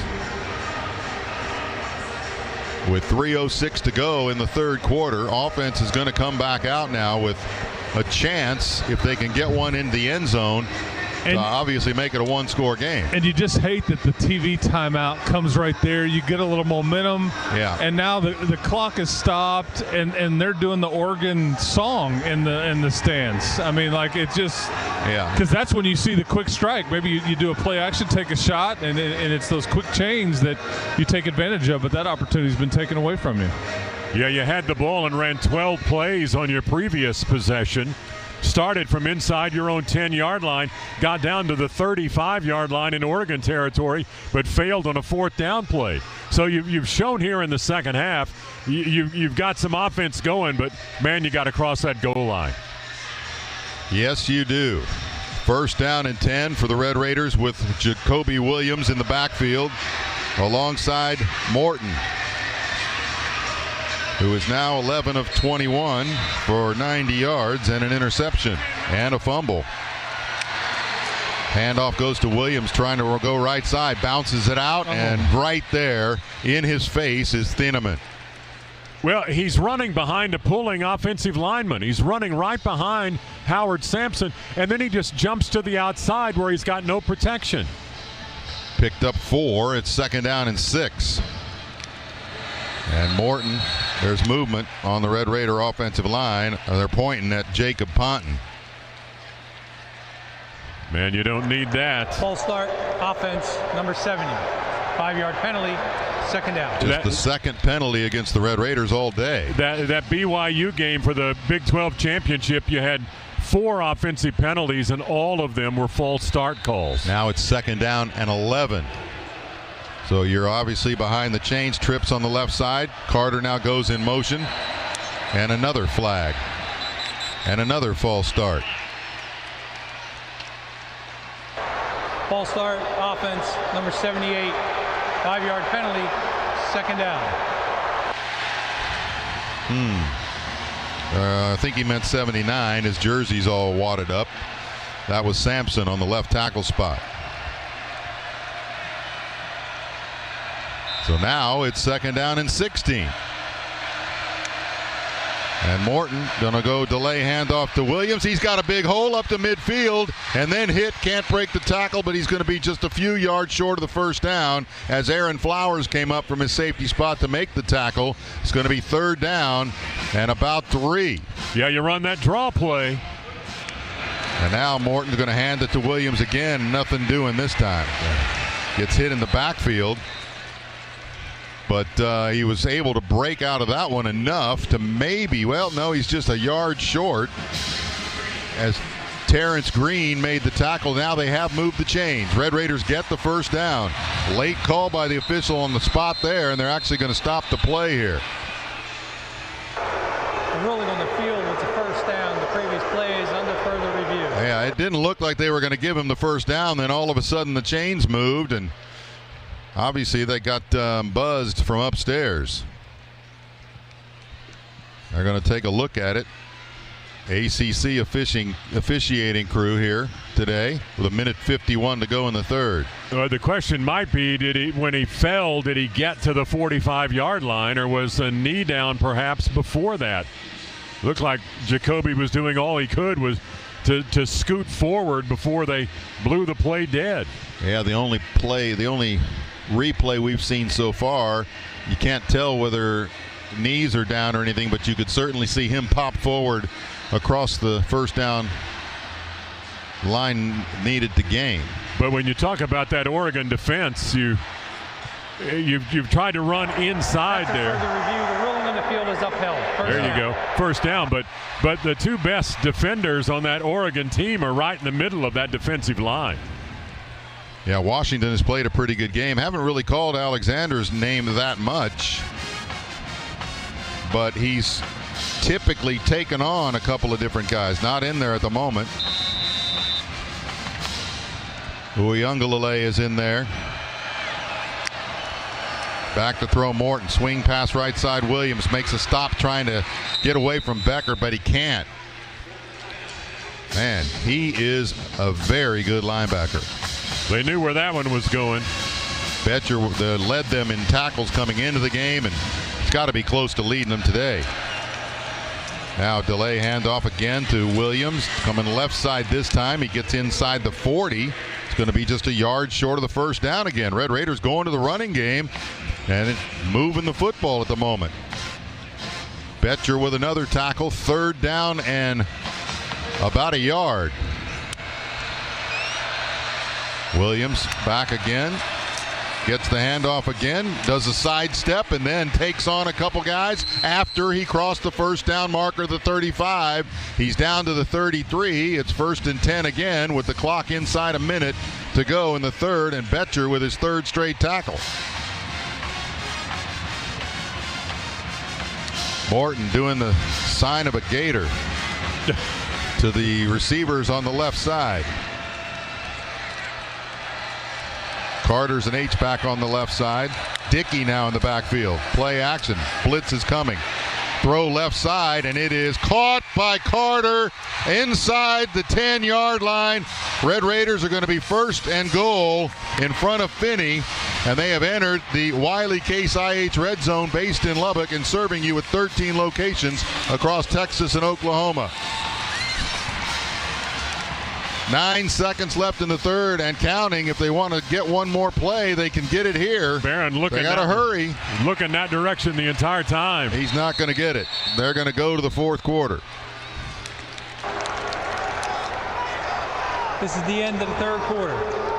With the score, Oregon 13, Texas Tech nothing, but threatening now.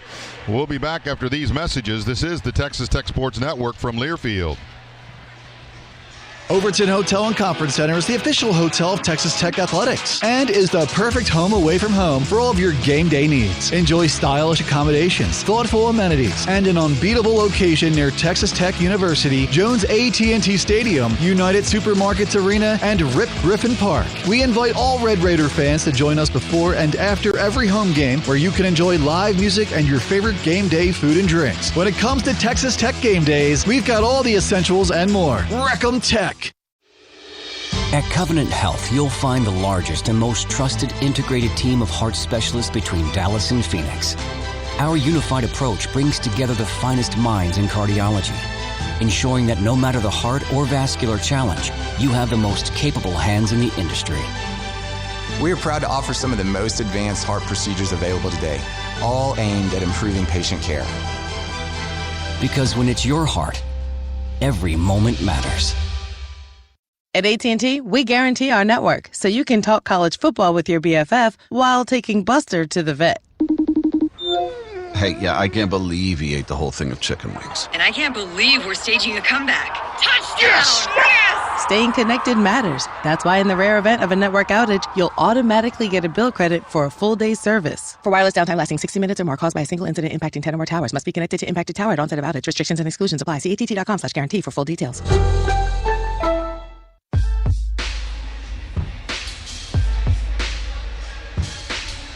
Brian Jensen, John Harris, Chris Level, Choice Woodman, our producer-engineer, the Texas Tech Sports Network crew with you from Hard Rock Stadium in Miami and the quarterfinals of the college football playoffs, the Orange Bowl. Red Raiders trail 13-0, but we'll have a first and goal from the 9. If you're in the cattle business, you should know that vaccinating your herd is about what you don't see. So choose from the Bovalus vaccine lineup, such as Vista, Guardian, and Nasal Gen 3 PMH from Merck Animal Health. To learn more, visit cattlefriendlyvaccines.com or talk to your veterinarian. And Capital Farm Credit is a proud supporter of Texas Tech football. Together we're better. Partnership that really pays. Also need to mention, sitting right next to me right here, my son Bennett, our spotter today. Thank you, Bennett.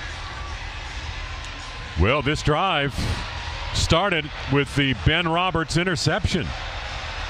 Trying to turn a takeaway into points. Yep. Can you end it with a Red Raider touchdown here that would make it a one-score game with a lot of time left in the fourth? Yeah, and the first time you've been in the red zone today. Dickey remains in the backfield. You got Douglas over here on the right side looking for his first catch of the game. He's up against one of the corners. Man-to-man over here. Well, now the safety is shifting over. And the handoff goes to Dickey. He cuts to his left and gets to the back to the 9-yard line and gets knocked down. It's Finney, the other corner, that comes over and knocks him down. Yeah, you just get nothing on first down. So it's going to be second and goal from the 9. You're going to bring in John Carlos Miller. A little bit of help up there with another tight end to block. Well, and Douglas over here on the near side is man-to-man this time, but they're going to pitch it. Coming to Carter on the sweep, and Carter barely gets to the corner. Was he shoved out of bounds? Oh, yeah. I mean, too good a pursuit by the Ducks. I mean, you could not turn the corner. It's going to be third down and goal. And a field goal would still keep it a 2-score game. Got to get in the end zone. 14:06 remaining. Coy Aiken off the sideline. John Carlos Miller checks out. Morton, empty backfield, goes back, going to throw to the corner left side up high, and it's intercepted. Intercepted in the end zone by Brandon Finney Jr. He tried to get it to Aiken, but didn't have enough air under it, and it was well covered. I mean, he threw it on a line. Aiken was actually behind the defender, but you're not throwing that big arcing pass to drop in the back of the end zone, trying to throw it on a line. And that's turnover number 4. Yeah, that's the thing. That's what's killing you. Well, there's no doubt about it. Your defense has played exactly what you expected them to do. But the Oregon defense has been just a little bit better.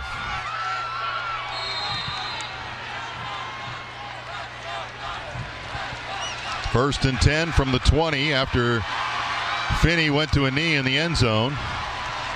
Remains 13-0 Oregon. Pistol formation rather, with Whittington behind Moore. Now he moves him over to his right side and hands it to him coming to the left. Gets hit as he crosses the 20 to about the 23. Wisniewski and Rodriguez making the tackle. Rodriguez a little bit slow getting up. And he's getting talked to by Lee Hunter. Make sure he's okay. Stays in there. That was a pickup of 3. It'll be 2nd down and 7. Tight formation again. Moore looked like he was about to snap it. Now they all look over to the sideline. Whittington still in the backfield, gets the pitch right side with blockers in front of him, but the Red Raiders do a great job of trailing him, and Hunter is the guy that hits him from behind after Boyd had kind of submarined in front of him. Picks up a couple more. It's still going to be 3rd down and about 3. Yeah, Boyd was the guy who came off his receiver to get up into the legs of Whittington. And then Hunter rode him down. So on 3rd down and short, Moore rather, with Whittington alongside, looking over to the left to the sideline. Now he calls out a play. Last couple of situations like this, Moore has kept the ball. And he's going to step back, quarterback draw, did it again. Rodriguez waiting for him and hits him before he gets to the 1st down marker.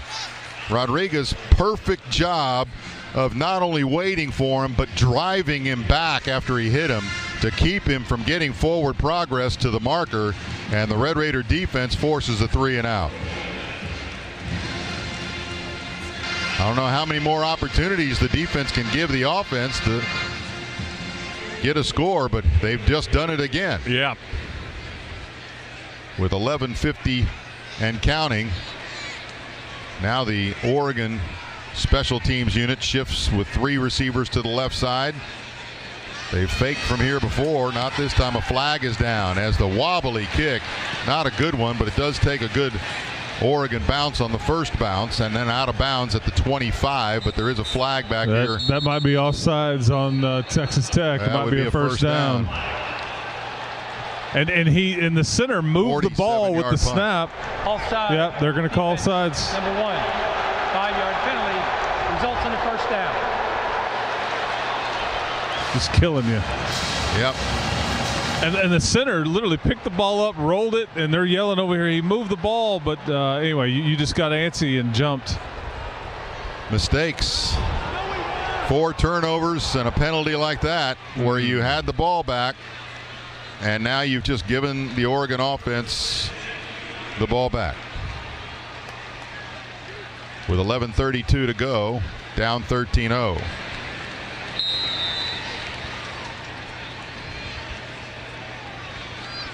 Davison in the backfield with Moore. You've got Hill that's also in the game. He's splitting wide to the right. Now he comes back into the backfield behind Moore in the pistol.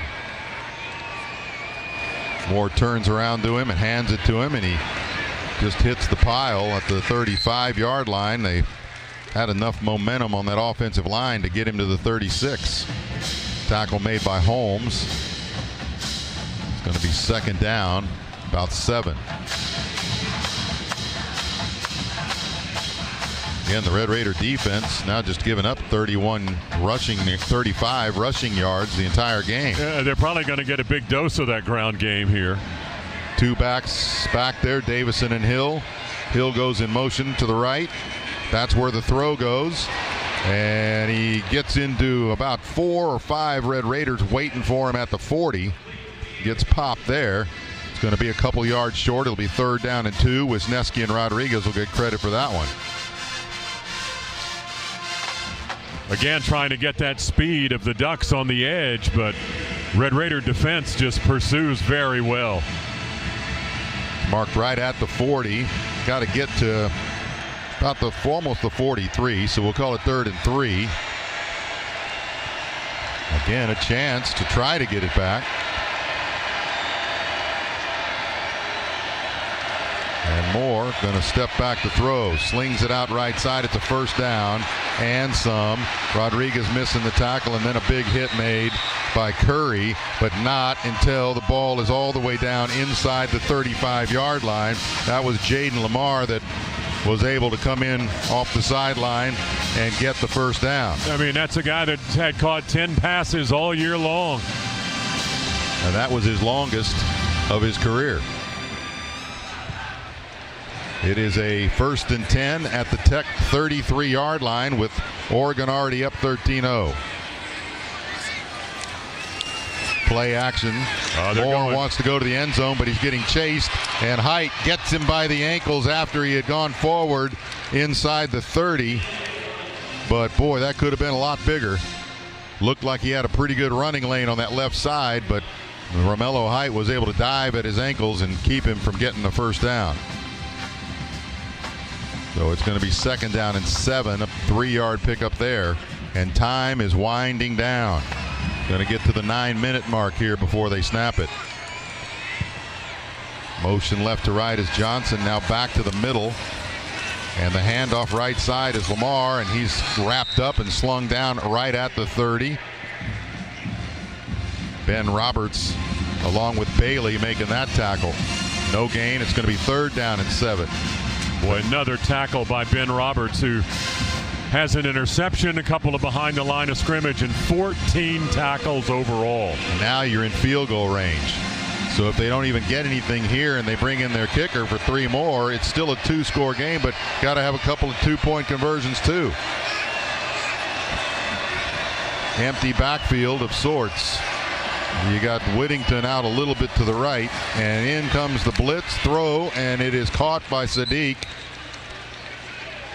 And he is just short of the 1st down. About a yard, maybe 2.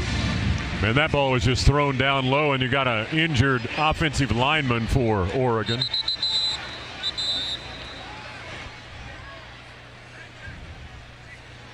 Yeah, that's Harkey, Alex Harkey, the senior out of Austin. Timeout for an offensive player injury. Transferred from Texas State, Colorado, and Oregon. And was under heavy consideration to come here last December.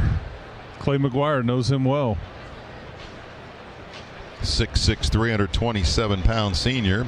There is a timeout on the field. We'll take one as well. 13-0. Oregon over the Red Raiders with 8:02 left to play. Back after these messages. This is the Texas Tech Sports Network from Learfield.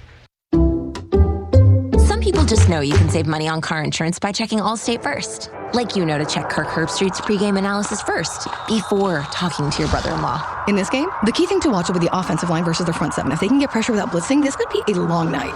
Okay, Kirk. I know stuff. Ooh, checking first is smart. So check Allstate first and see what you could save. You're in good hands with Allstate. Potential savings vary, including based on how you buy, subject to terms, conditions, and availability. Allstate North American Insurance Company and affiliates, Northbrook, Illinois. The Red Raiders, the Ducks. Another sack for the Red Raiders defensive line. This is Texas Tech football from Learfield. Ready to take your business to the next level? Look no further than Cactus Technology Solutions, your trusted partner in cutting-edge technology. And guess what? We've teamed up with Texas Tech, the leading educational institution, to bring you unparalleled expertise and innovation. Picture this: cutting-edge software, seamless networking solutions, and robust cybersecurity measures, all tailored to meet your business needs. So why wait? Let us revolutionize your business with the power of technology. Cactus Technology Solutions and Texas Tech football, where innovation meets excellence. It's not a good idea to toy with electricity. Leave that to the professionals. Powering Lubbock for over 3 decades, D&K Hunt Electric has the knowledge and experience to safely install and repair all electrical components. Whether for commercial, industrial, or residential projects, our certified electricians are here to serve you for all of your electrical needs and at an affordable price. Call D&K Hunt Electric at 806-866-9911 to learn more today. D&K Hunt Electric, a proud partner of Texas Tech Athletics.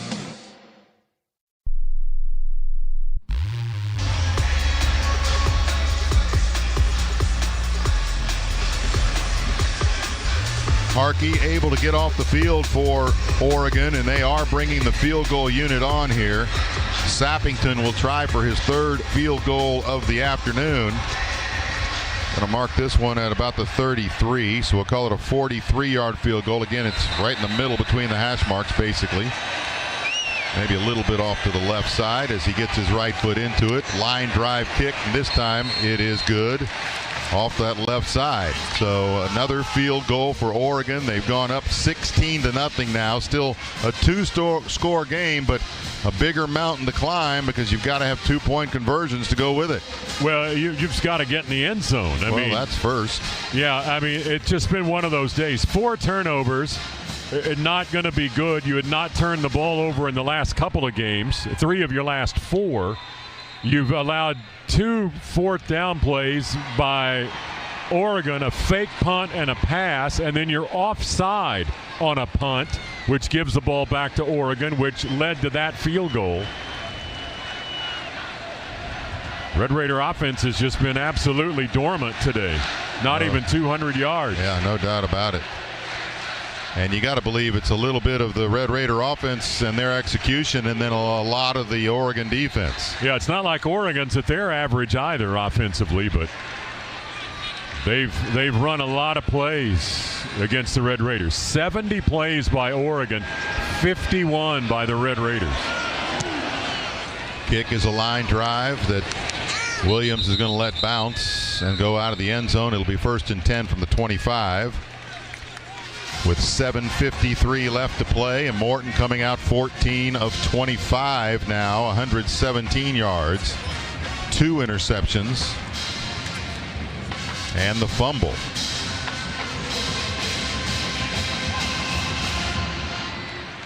And he'll start with an empty backfield. Terrence Carter is the tight end on the left side. Jacoby Williams was split wide. Now he goes in motion to join Morton in the backfield. Going to throw left. Does over the head of Williams, who was defended over there by Betcher. Not even close. Just rocketed that ball right by his running back. I mean, that Jacoby had no chance. 2nd down and 10. Douglas and Aiken on the right side. Now a flag comes in. Here we go again.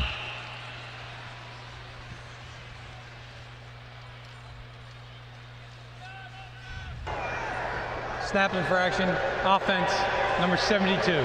5-yard penalty, 2nd down. Sheridan Wilson, your center, with that one. That'll back him up. 2nd down and 15. And Morton looking left. Throws middle of the field. It's caught by Terrence Carter. Tries to get the ref to help him out there, and still gets wrapped up by 2 Ducks who knock him down after gaining not much of that 15. Looks like he got about 8 yards, but you don't have any choice here. You got to keep snapping it. And play action. Morton going to throw right side to Williams, and great move to get away from Betcher. That slowed him down to allow the other Oregon players to get to him at the 30. Still going to be 5 yards short of the 1st down. It'll be 4th down. I mean, I think you're going to leave the offense out there, but if you fail here on this 4th down play, Oregon is in a spot to put you away. Yeah, 4th down and 7. Morton with Williams alongside. He's looking left, doesn't see anybody, steps up in the pocket and gets sacked. Jeez. Gets sacked by Tuioti.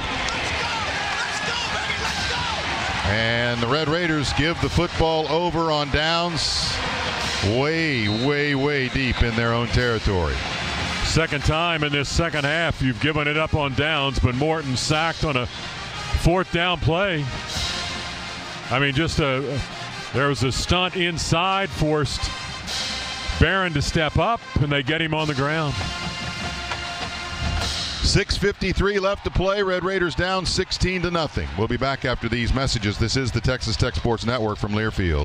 College football fans, Chris Fowler here with the play call. This season, go for Dose with ice-cold, refreshing Dos Equis. It's more than a single play. It's a mindset. Think of it as a two-point conversion for real life. Taking the risk, making the bold move. Whenever we get the chance to go big, we take it. On the field and off, always go for Dose with Dos Equis. Enjoy Dos Equis responsibly. Copyright 2024 Dos Equis Lager Especial Beer. Imported by Cervezas Mexicanas, White Plains, New York. Hey, Red Raiders, this is Coach Joey McGuire. Texas Tech isn't waiting around to see what happens in college athletics. We're stepping up. We're leading. We're building a championship roster to win at the highest level. The Red Raider Club fuels everything we do. It's how we recruit, how we compete, and how we win. If you believe in this team, this mission, and this university, get in the game. Go to RedRaiderClub.com and join today. Let's go. Want to learn a new language? Let's try pirate. Arrgh. Good day. Where be the gems? Could you kindly help me locate Gem 7 scratch tickets from the Texas Lottery? There be treasure. These scratch tickets are loaded with cash prizes. Shiver me timber. Better get my Gem 7 scratch tickets while I can. Play Gem 7 scratch tickets today and you could uncover serious loot. I mean cash prizes. Must be 18 or older. Play responsibly.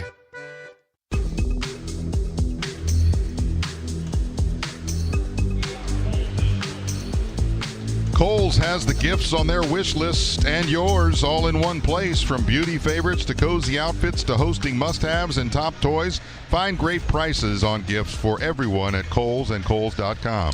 And which schools will win the Learfield Directors Cup for the top college athletic programs for the year? Check out how your favorite school is doing it. L Directors Cup on the X platform or online at thedirectorscup.com. Winners announced in June of 2026. The Learfield Directors Cup, the crowning achievement in college athletics. Well, the offensive stats pretty much tell everything in this one, John. 198 total yards for Tech and 4 turnovers. Not to mention the key penalties also that have come up of late when they were trying to get something together. Yeah, you've just not been able to generate drives and keep the ball moving. I mean, this is one of the best teams in the country, top 10 in the nation in making first downs and then drives where you move the ball. You get in the red zone. You've been there one time today. And didn't get in. Yeah. Threw an interception. One of the 4 turnovers. 1st and 10 from the Tech 25-yard line for Oregon. And Moore will hand it off to Whittington, and he gets down to about the 23, about a 2-yard pickup. And it's going to be a 2nd down. Clock continues to roll. Oregon's not going to try to hurry up to anything. They're just going to try to let that clock go ahead and go down 2. And no, I think they'll try to play it as safe as possible and run the football, run the clock. Because even at 16-0, I mean, as you said, it's a 2-score game. Strange things can happen. 2nd down, they actually marked it at the 24. Handoff Whittington again middle, and that's not going to work. Lee Hunter is still there, and he pulls him backwards. Maybe 1 more yard. Well, you got to give that interior, well, actually the defensive line in general, really played well again today. With Bailey having those couple of breakups and sacks, and you had Lee Hunter just completely shutting down the middle. Shame of it is that those guys are going to be no longer with the Red Raider program after this game. Pitch left goes to Whittington. Tries to go outside, cut it a little bit, and gets caught from behind by Bailey. Just as he got to the 20, he'll dive forward to about the 18. It'll be 4th down, and they will bring their field goal unit in to make it a 3-score game.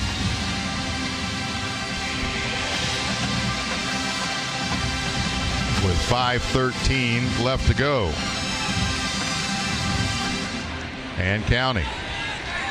Play clock is down to 15. They'll go ahead and get into their field goal formation, this time almost on the left hash mark.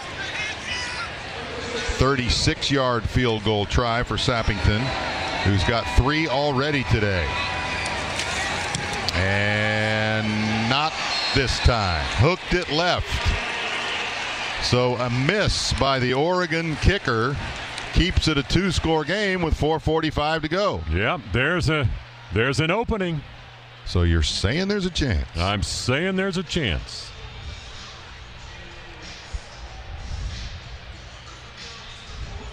Let's pause 10 seconds for station identification. This is the Texas Tech Sports Network from Learfield.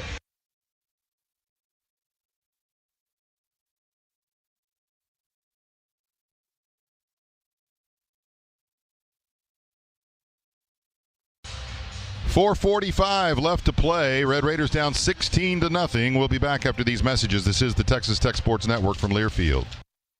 You know that Big Bargain detergent jug is 80% water, right? It doesn't clean as well. 80% water? I thought I was getting a better deal because it's so big. If you want a better clean, Tide Pods are only 12% water. The rest is pure, concentrated cleaning ingredients. Oh, let me make an announcement. Attention shoppers. If you want a real deal, try Tide Pods. Stop paying for watered-down detergents. Pay for clean. If it's got to be clean, it's got to be Tide Pods. Water content based on the leading bargain liquid detergent. An equal housing lender.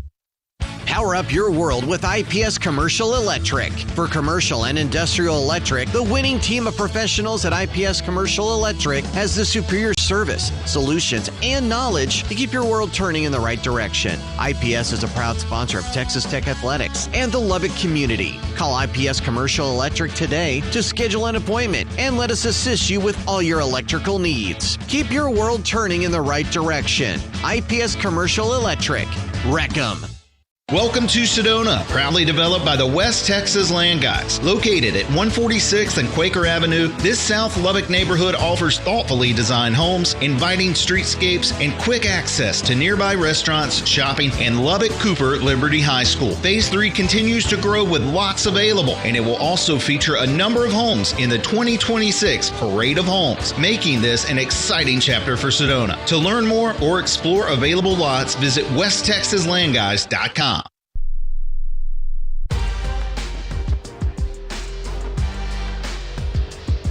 Back here at Hard Rock Stadium in Miami, enjoy Dollar Snacky Hour at Sonic. Enjoy mozzarella sticks, corn dogs, and soft pretzel twist for $1 each. Live free. Eat Sonic. Well, the Red Raiders with the historic season, obviously the first Big 12 championship, got the win over BYU at AT&T. First trip to the college football playoffs, but boy, snake bit today on offense for sure, both by the Oregon defense and their own.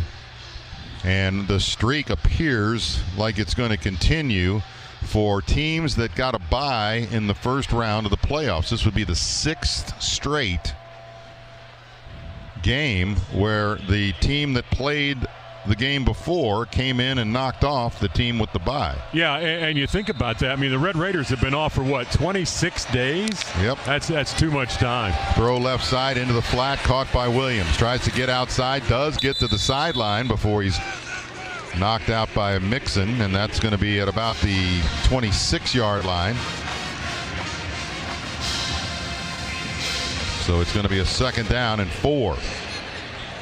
And defensive substitutions coming in late, so they're holding it up here as the clock continues to roll. Jacoby Williams has 5 catches today. Terrence Carter 8 to lead the Red Raiders. And the play clock down to 12 before they're able to snap it. Back goes Morton, throws to the left side. It's caught by Carter, and he fights his way to try to get to the first down and does, and they're going to roll the clock. How can you do that? Got out of bounds, well, too. If you get a first down, it's supposed to stop the clock. And it didn't. Okay. NFL clock keeper. First down and 10. Morton, play action. Has all day long this time to throw. Does deep. Trying to get it to Douglas. And he's hit pretty good while the ball's coming in, and there's no call. And it's incomplete. 2 defenders around him, and boy, sure looked like there was a lot of contact, but no flag. Aaron Flowers and Obi Degu were the defenders. I mean, they've got him wrapped up, pulling him backwards, and everybody on that Tech sideline was trying to get a flag thrown, but it did not happen. So it'll be 2nd down and 10 from the 30. 3:37 to play. Tech down 16-0. Carter and Virgil on the far side, the left side. Now Carter comes in motion. Blitz is coming. And Morton throws it left side, and it's thrown way behind the intended receiver, Virgil, who was on a streak and did not stop to come back for it. It'll be 3rd down and 10 from the 30. Red Raiders at 208 total yards, 71 on the ground, 137 in the air.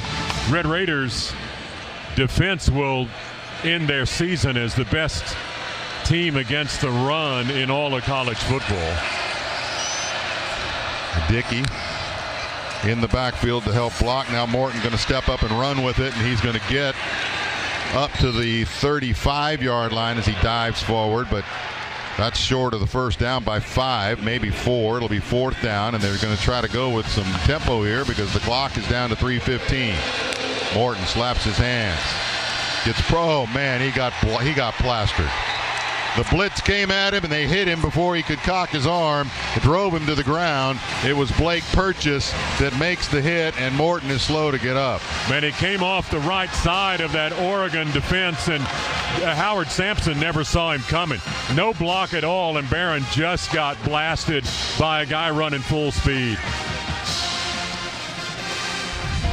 Well, 3:10 left to play, and Oregon will have the football. Tech with 3 timeouts, but down 16-0. I mean, that's the 4th sack of the day by Oregon. Red Raiders have 2. Both of those came in the opening period. But it's the 3rd time in this second half you have failed on a 4th down play and given the ball up. Pistol formation with Davison now in the ball game. Motion right to left is Sadiq. Handoff goes to Davison, got a big hole, and he gets all the way to the secondary before he's hit by Curry, and he actually did the more damage than Curry did, knocked him backwards. And picked up about 7 or 8. It's going to be 2nd down. Ball is marked all the way down to the 22-yard line, and going to stop the clock here. Timeout. Timeout. Texas Tech, their first timeout of the half. This is a 30-second timeout. Defensive unit going over to the sideline to talk with Shieldwood. Curry got a little bit stung when he was hit by Davison. I think they might have called that timeout as much for that as anything. Yeah.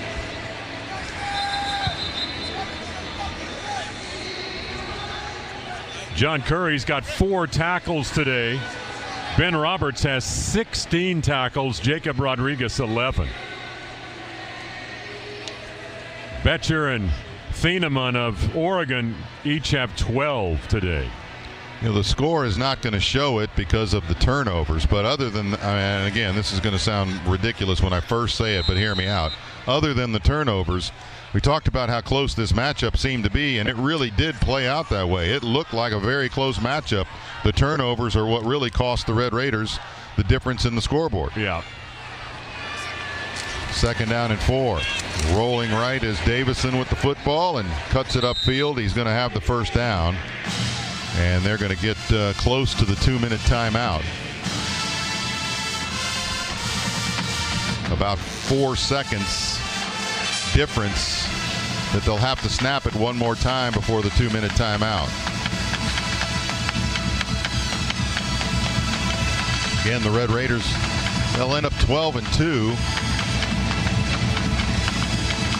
representing the Big 12 in the playoffs. So the Big 12 will no longer have a team in the playoffs. It'll be all Big 10 SEC. and one ACC. Pistol formation and straight up the middle. I believe that's Lamar that came in. And he's going to pick up a couple. And he's wrapped up, and that will be stoppage of play for the Dos Equis 2-minute timeout. 2-minute timeout. Go for Dos. Enjoy Dos Equis responsibly. 16-0 Oregon over the Red Raiders. We'll be back after these messages. This is the Texas Tech Sports Network from Learfield. It's exciting to see a Red Raiders touchdown on game day. Just like a successful crop year is exciting to you on your farming operation. Let Wiley Implement and Spray Center, your Case IH dealer, be a partner in your success with our full line of Case IH tractors, sprayers, and equipment. Wiley has 13 locations across Texas and Oklahoma. Go to WileySprayers.com for the location nearest you. I'm Scott Wiley. We'll try hard to earn your business, but even harder to keep it. That's it. That's all. People just know you can save money on car insurance by checking Allstate first. Like you know to check if they're going for it on 4th down before going to the concession stand. Yeah, give me 3 hot dogs, 2 jumbo Touchdown, baby! What?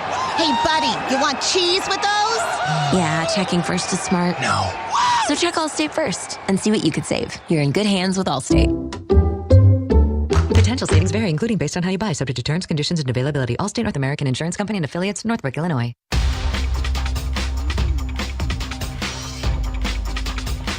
Final 2 minutes of the college football playoff quarterfinal. Orange Bowl here in Miami.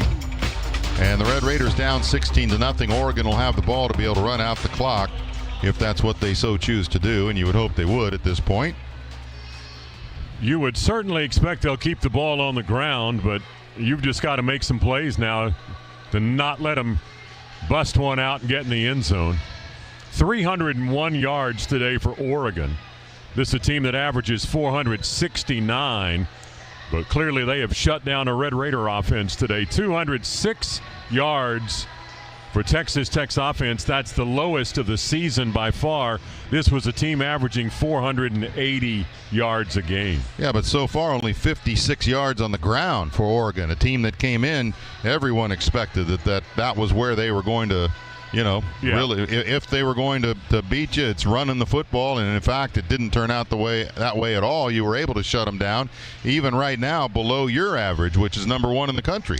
Yep. The Ducks come in, their normal per game average 217 rushing yards per game. Today they've got 56, and that's 56 on 42 rushing attempts. Yeah.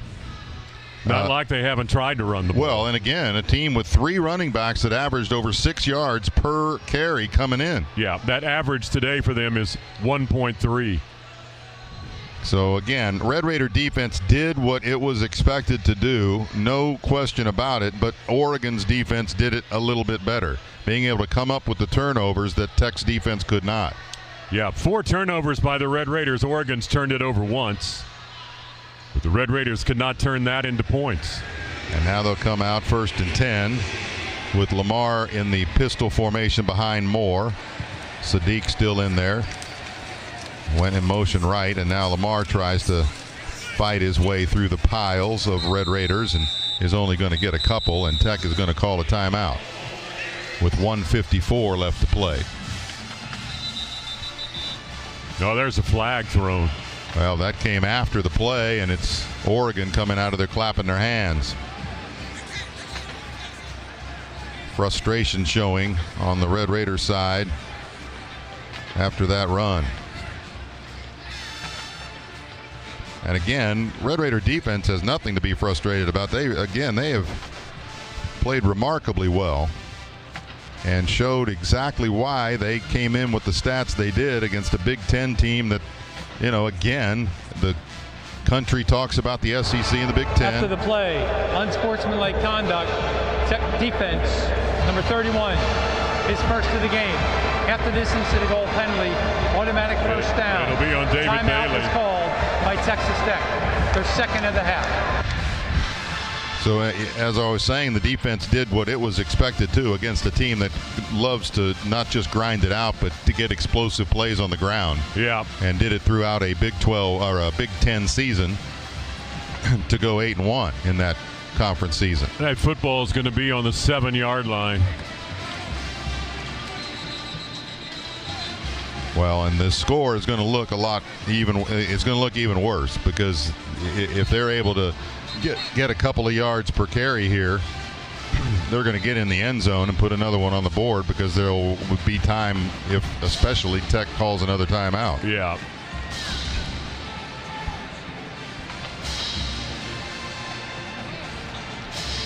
One touchdown today for Oregon so far and 3 field goals.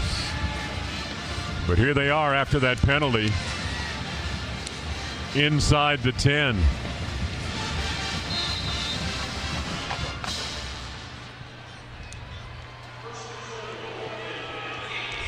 Taking a long time in that huddle. Now coming out with Davison in the backfield. Gets the pitch coming left. Can't get the corner because Jordan is in there from his safety spot to dive in along with Wisniewski. And Red Raiders call another timeout with 1:49 left to play. Timeout, Texas Tech, their final timeout of the half. 30-second timeout. Obviously hoping they can get a turnover of some kind here to possibly get something that would go the other direction.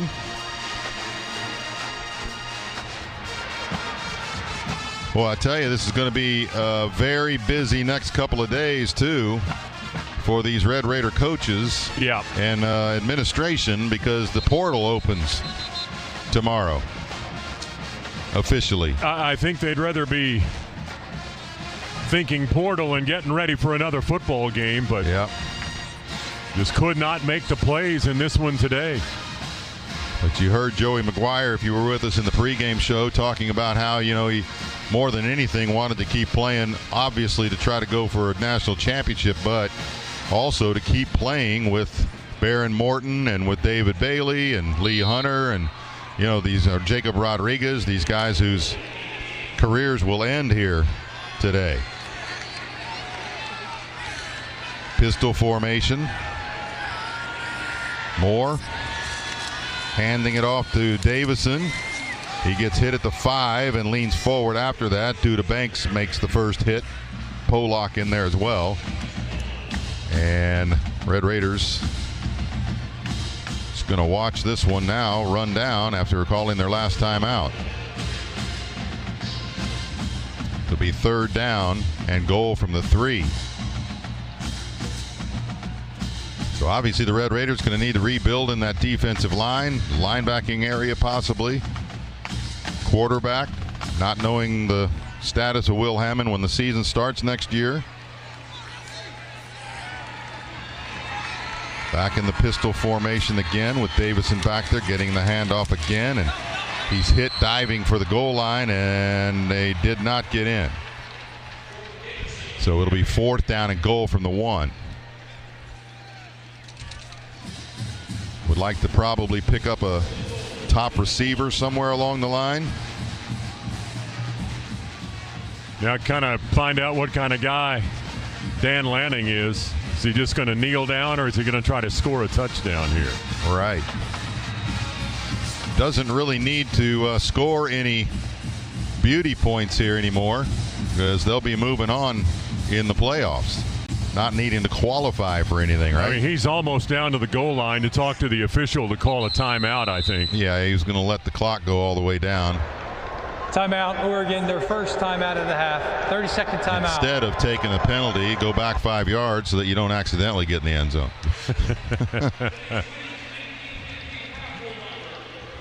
So that timeout for Please Oregon. Reset the game clock to 20 seconds.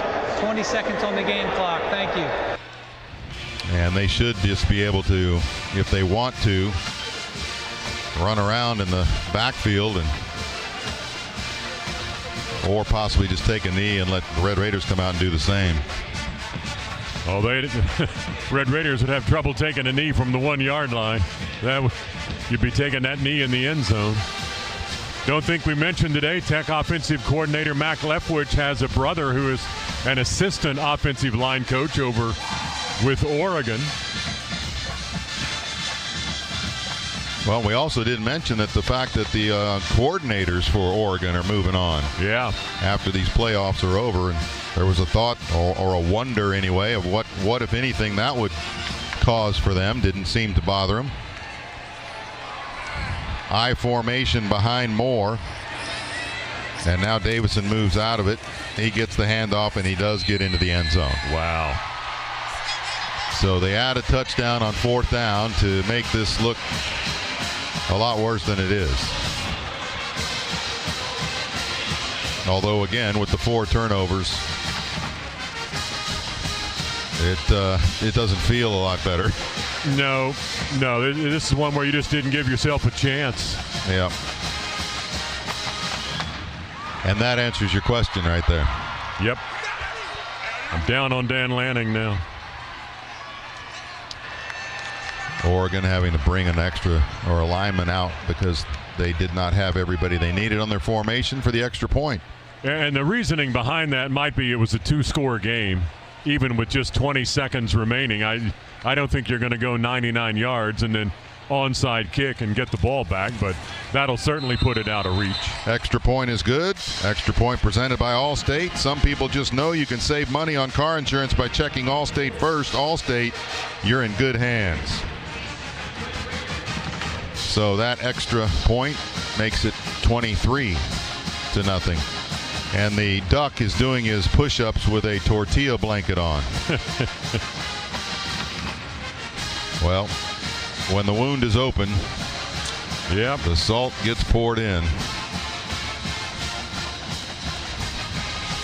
16 seconds left on the clock. They'll kick it off, and Red Raiders actually converted more 3rd down plays today than Oregon has, but Oregon 4 of 8 on 4th down today. 8 attempts on 4th down in the game. Yeah, and look at their 3rd down conversion, 4 of 19. Yeah. Again, a Red Raider defense doing what you would expect it to do for most of this game. Just not getting any help from the Red Raider offense, and again, a lot of that by Oregon's doing. Sappington will kick it off deep, and Williams will take it about 3 yards deep in the end zone, come up straight middle of the field, makes a couple of cuts, tries to get his speed going again, cannot. He gets dropped inside the 20, and it'll be 1st and 10 for Tech from there with 10 seconds left to play, and what you would expect would be the last play of the game here. Red Raiders' first trip to the college football playoffs, and according to McGuire and some of the others that are supporting this program, they don't expect it to be the last. Not at all. So the hope is that they get this experience under their belt and then come back and do it again with a little more success. Handoff straight up the middle and fighting for yardage across the 25. Almost reaching the 30-yard line is Dickey, and that was the last play of this quarterfinal. The Red Raiders fall in the Capital One Orange Bowl in the college football playoff quarterfinals 23-0 to Oregon. We'll have Red Raider wrap up with highlight stats, post-game comments from Coach McGuire, and more after this break. This is the Texas Tech Sports Network from Learfield. Nothing goes with football like the new Pretzel Bacon Sonic Smasher. 2 hand-smashed Angus beef patties, crispy bacon and onions, plus pub sauce, all on a buttery soft pretzel bun. It's perfect for watching beefy linemen, crispy corners, saucy receivers, and buttery smooth QBs. And together with the original Sonic Smasher, they're forming a new dynasty of burgers. The Pretzel Bacon Sonic Smasher. Try it for a limited time. Limited time only at participating Sonic drive-ins. At Covenant Health, you'll find the largest and most trusted integrated team of heart specialists between Dallas and Phoenix. Our unified approach brings together the finest minds in cardiology, ensuring that no matter the heart or vascular challenge, you have the most capable hands in the industry. Our team working together means your heart care is always coordinated and focused on your well-being. Because when it's your heart, every moment matters. At Brahms, we offer more than just burgers, shakes, and fries. We have an entire fresh market for your everyday grocery needs, from farm fresh milk to meats, freshly baked breads, and produce. We also carry a wide variety of our premium ice cream, frozen yogurt, and sherbet. And with Brahms delivery trucks running 7 days a week, our items are always fresh. Stop by your neighborhood Brahms Fresh Market for an incredibly fast, incredibly convenient grocery shopping experience so you can spend more time on things that matter most. Whether on the field or on the grill, nobody does game day better than a Red Raider. The best tailgates start with the best beef, and the best beef is Rancher's Reserve. It's USDA Choice All Angus beef, so it's more tender, juicy, and flavorful. And that means it's sure to be the talk of your tailgate. Nothing says Raider power like a tailgate done right. So fire up your grill, tailgaters. We'll see you on game day. Rancher's Reserve, available exclusively at United Supermarkets, Market Street, and Amigos, where we do beef the best. Reliant is the home of free electricity weekends, in the same way Lubbock is the home of stuff that just makes sense. You know, like toe-tapping live music, Red Raider Pride, and how you can switch to the Truly Free Weekends plan and get free electricity from 8 p.m. Friday to 12 a.m. Monday. Sign up for Truly Free Weekends by calling 1-866-RELIANT or visit Reliant.com. Reliant, proud partner of Texas Tech Athletics. Terms and conditions apply. Reliant PUCT number 10007. Red Raiders, are you ready for some serious convenience? Look no further than Toot and Totem. Grab your favorite fountain drinks and travel snacks or fresh foods like Red's Pizza and Mitch's Barbecue. Want it delivered? Enjoy the ease of pickup or delivery without any delay. Why wait when you can have it all now? Place your order today at tootandtotem.com. Whether it's a quick snack or a refreshing drink, we've got you covered with our drive-thru window. Toot and Totem, the official convenience store partner of Texas Tech Athletics. Visit us today and experience the ultimate convenience with Toot and Totem. Overton Hotel and Conference Center is the official hotel of Texas Tech Athletics and is the perfect home away from home for all of your game day needs. Enjoy stylish accommodations, thoughtful amenities, and an unbeatable location near Texas Tech University, Jones AT&T Stadium, United Supermarkets Arena, and Rip Griffin Park. We invite all Red Raider fans to join us before and after every home game where you can enjoy live music and your favorite game day food and drinks. When it comes to Texas Tech game days, we've got all the essentials and more. Wreck 'em Tech! At AT&T, we guarantee our network so you can talk college football with your BFF while taking Buster to the vet. Hey, yeah, I can't believe he ate the whole thing of chicken wings. And I can't believe we're staging a comeback. Touchdown! Yes! Yes! Staying connected matters. That's why in the rare event of a network outage, you'll automatically get a bill credit for a full day's service. For wireless downtime lasting 60 minutes or more caused by a single incident impacting 10 or more towers, must be connected to impacted tower at onset of outage. Restrictions and exclusions apply. See att.com/guarantee for full details. Red Raider football has been brought to you by Capital Farm Credit. Together we're better. Dos Equis, official import beer of the on your toes. They're an attacking style team, and they've done that by taking care of the football offensively, just making the plays that they should, and then defensively playing just really sound team football, and they do a good job taking the football away. I mean, at their turnover margin, I think they're maybe like top 2 or 3 in the country. Yeah. And,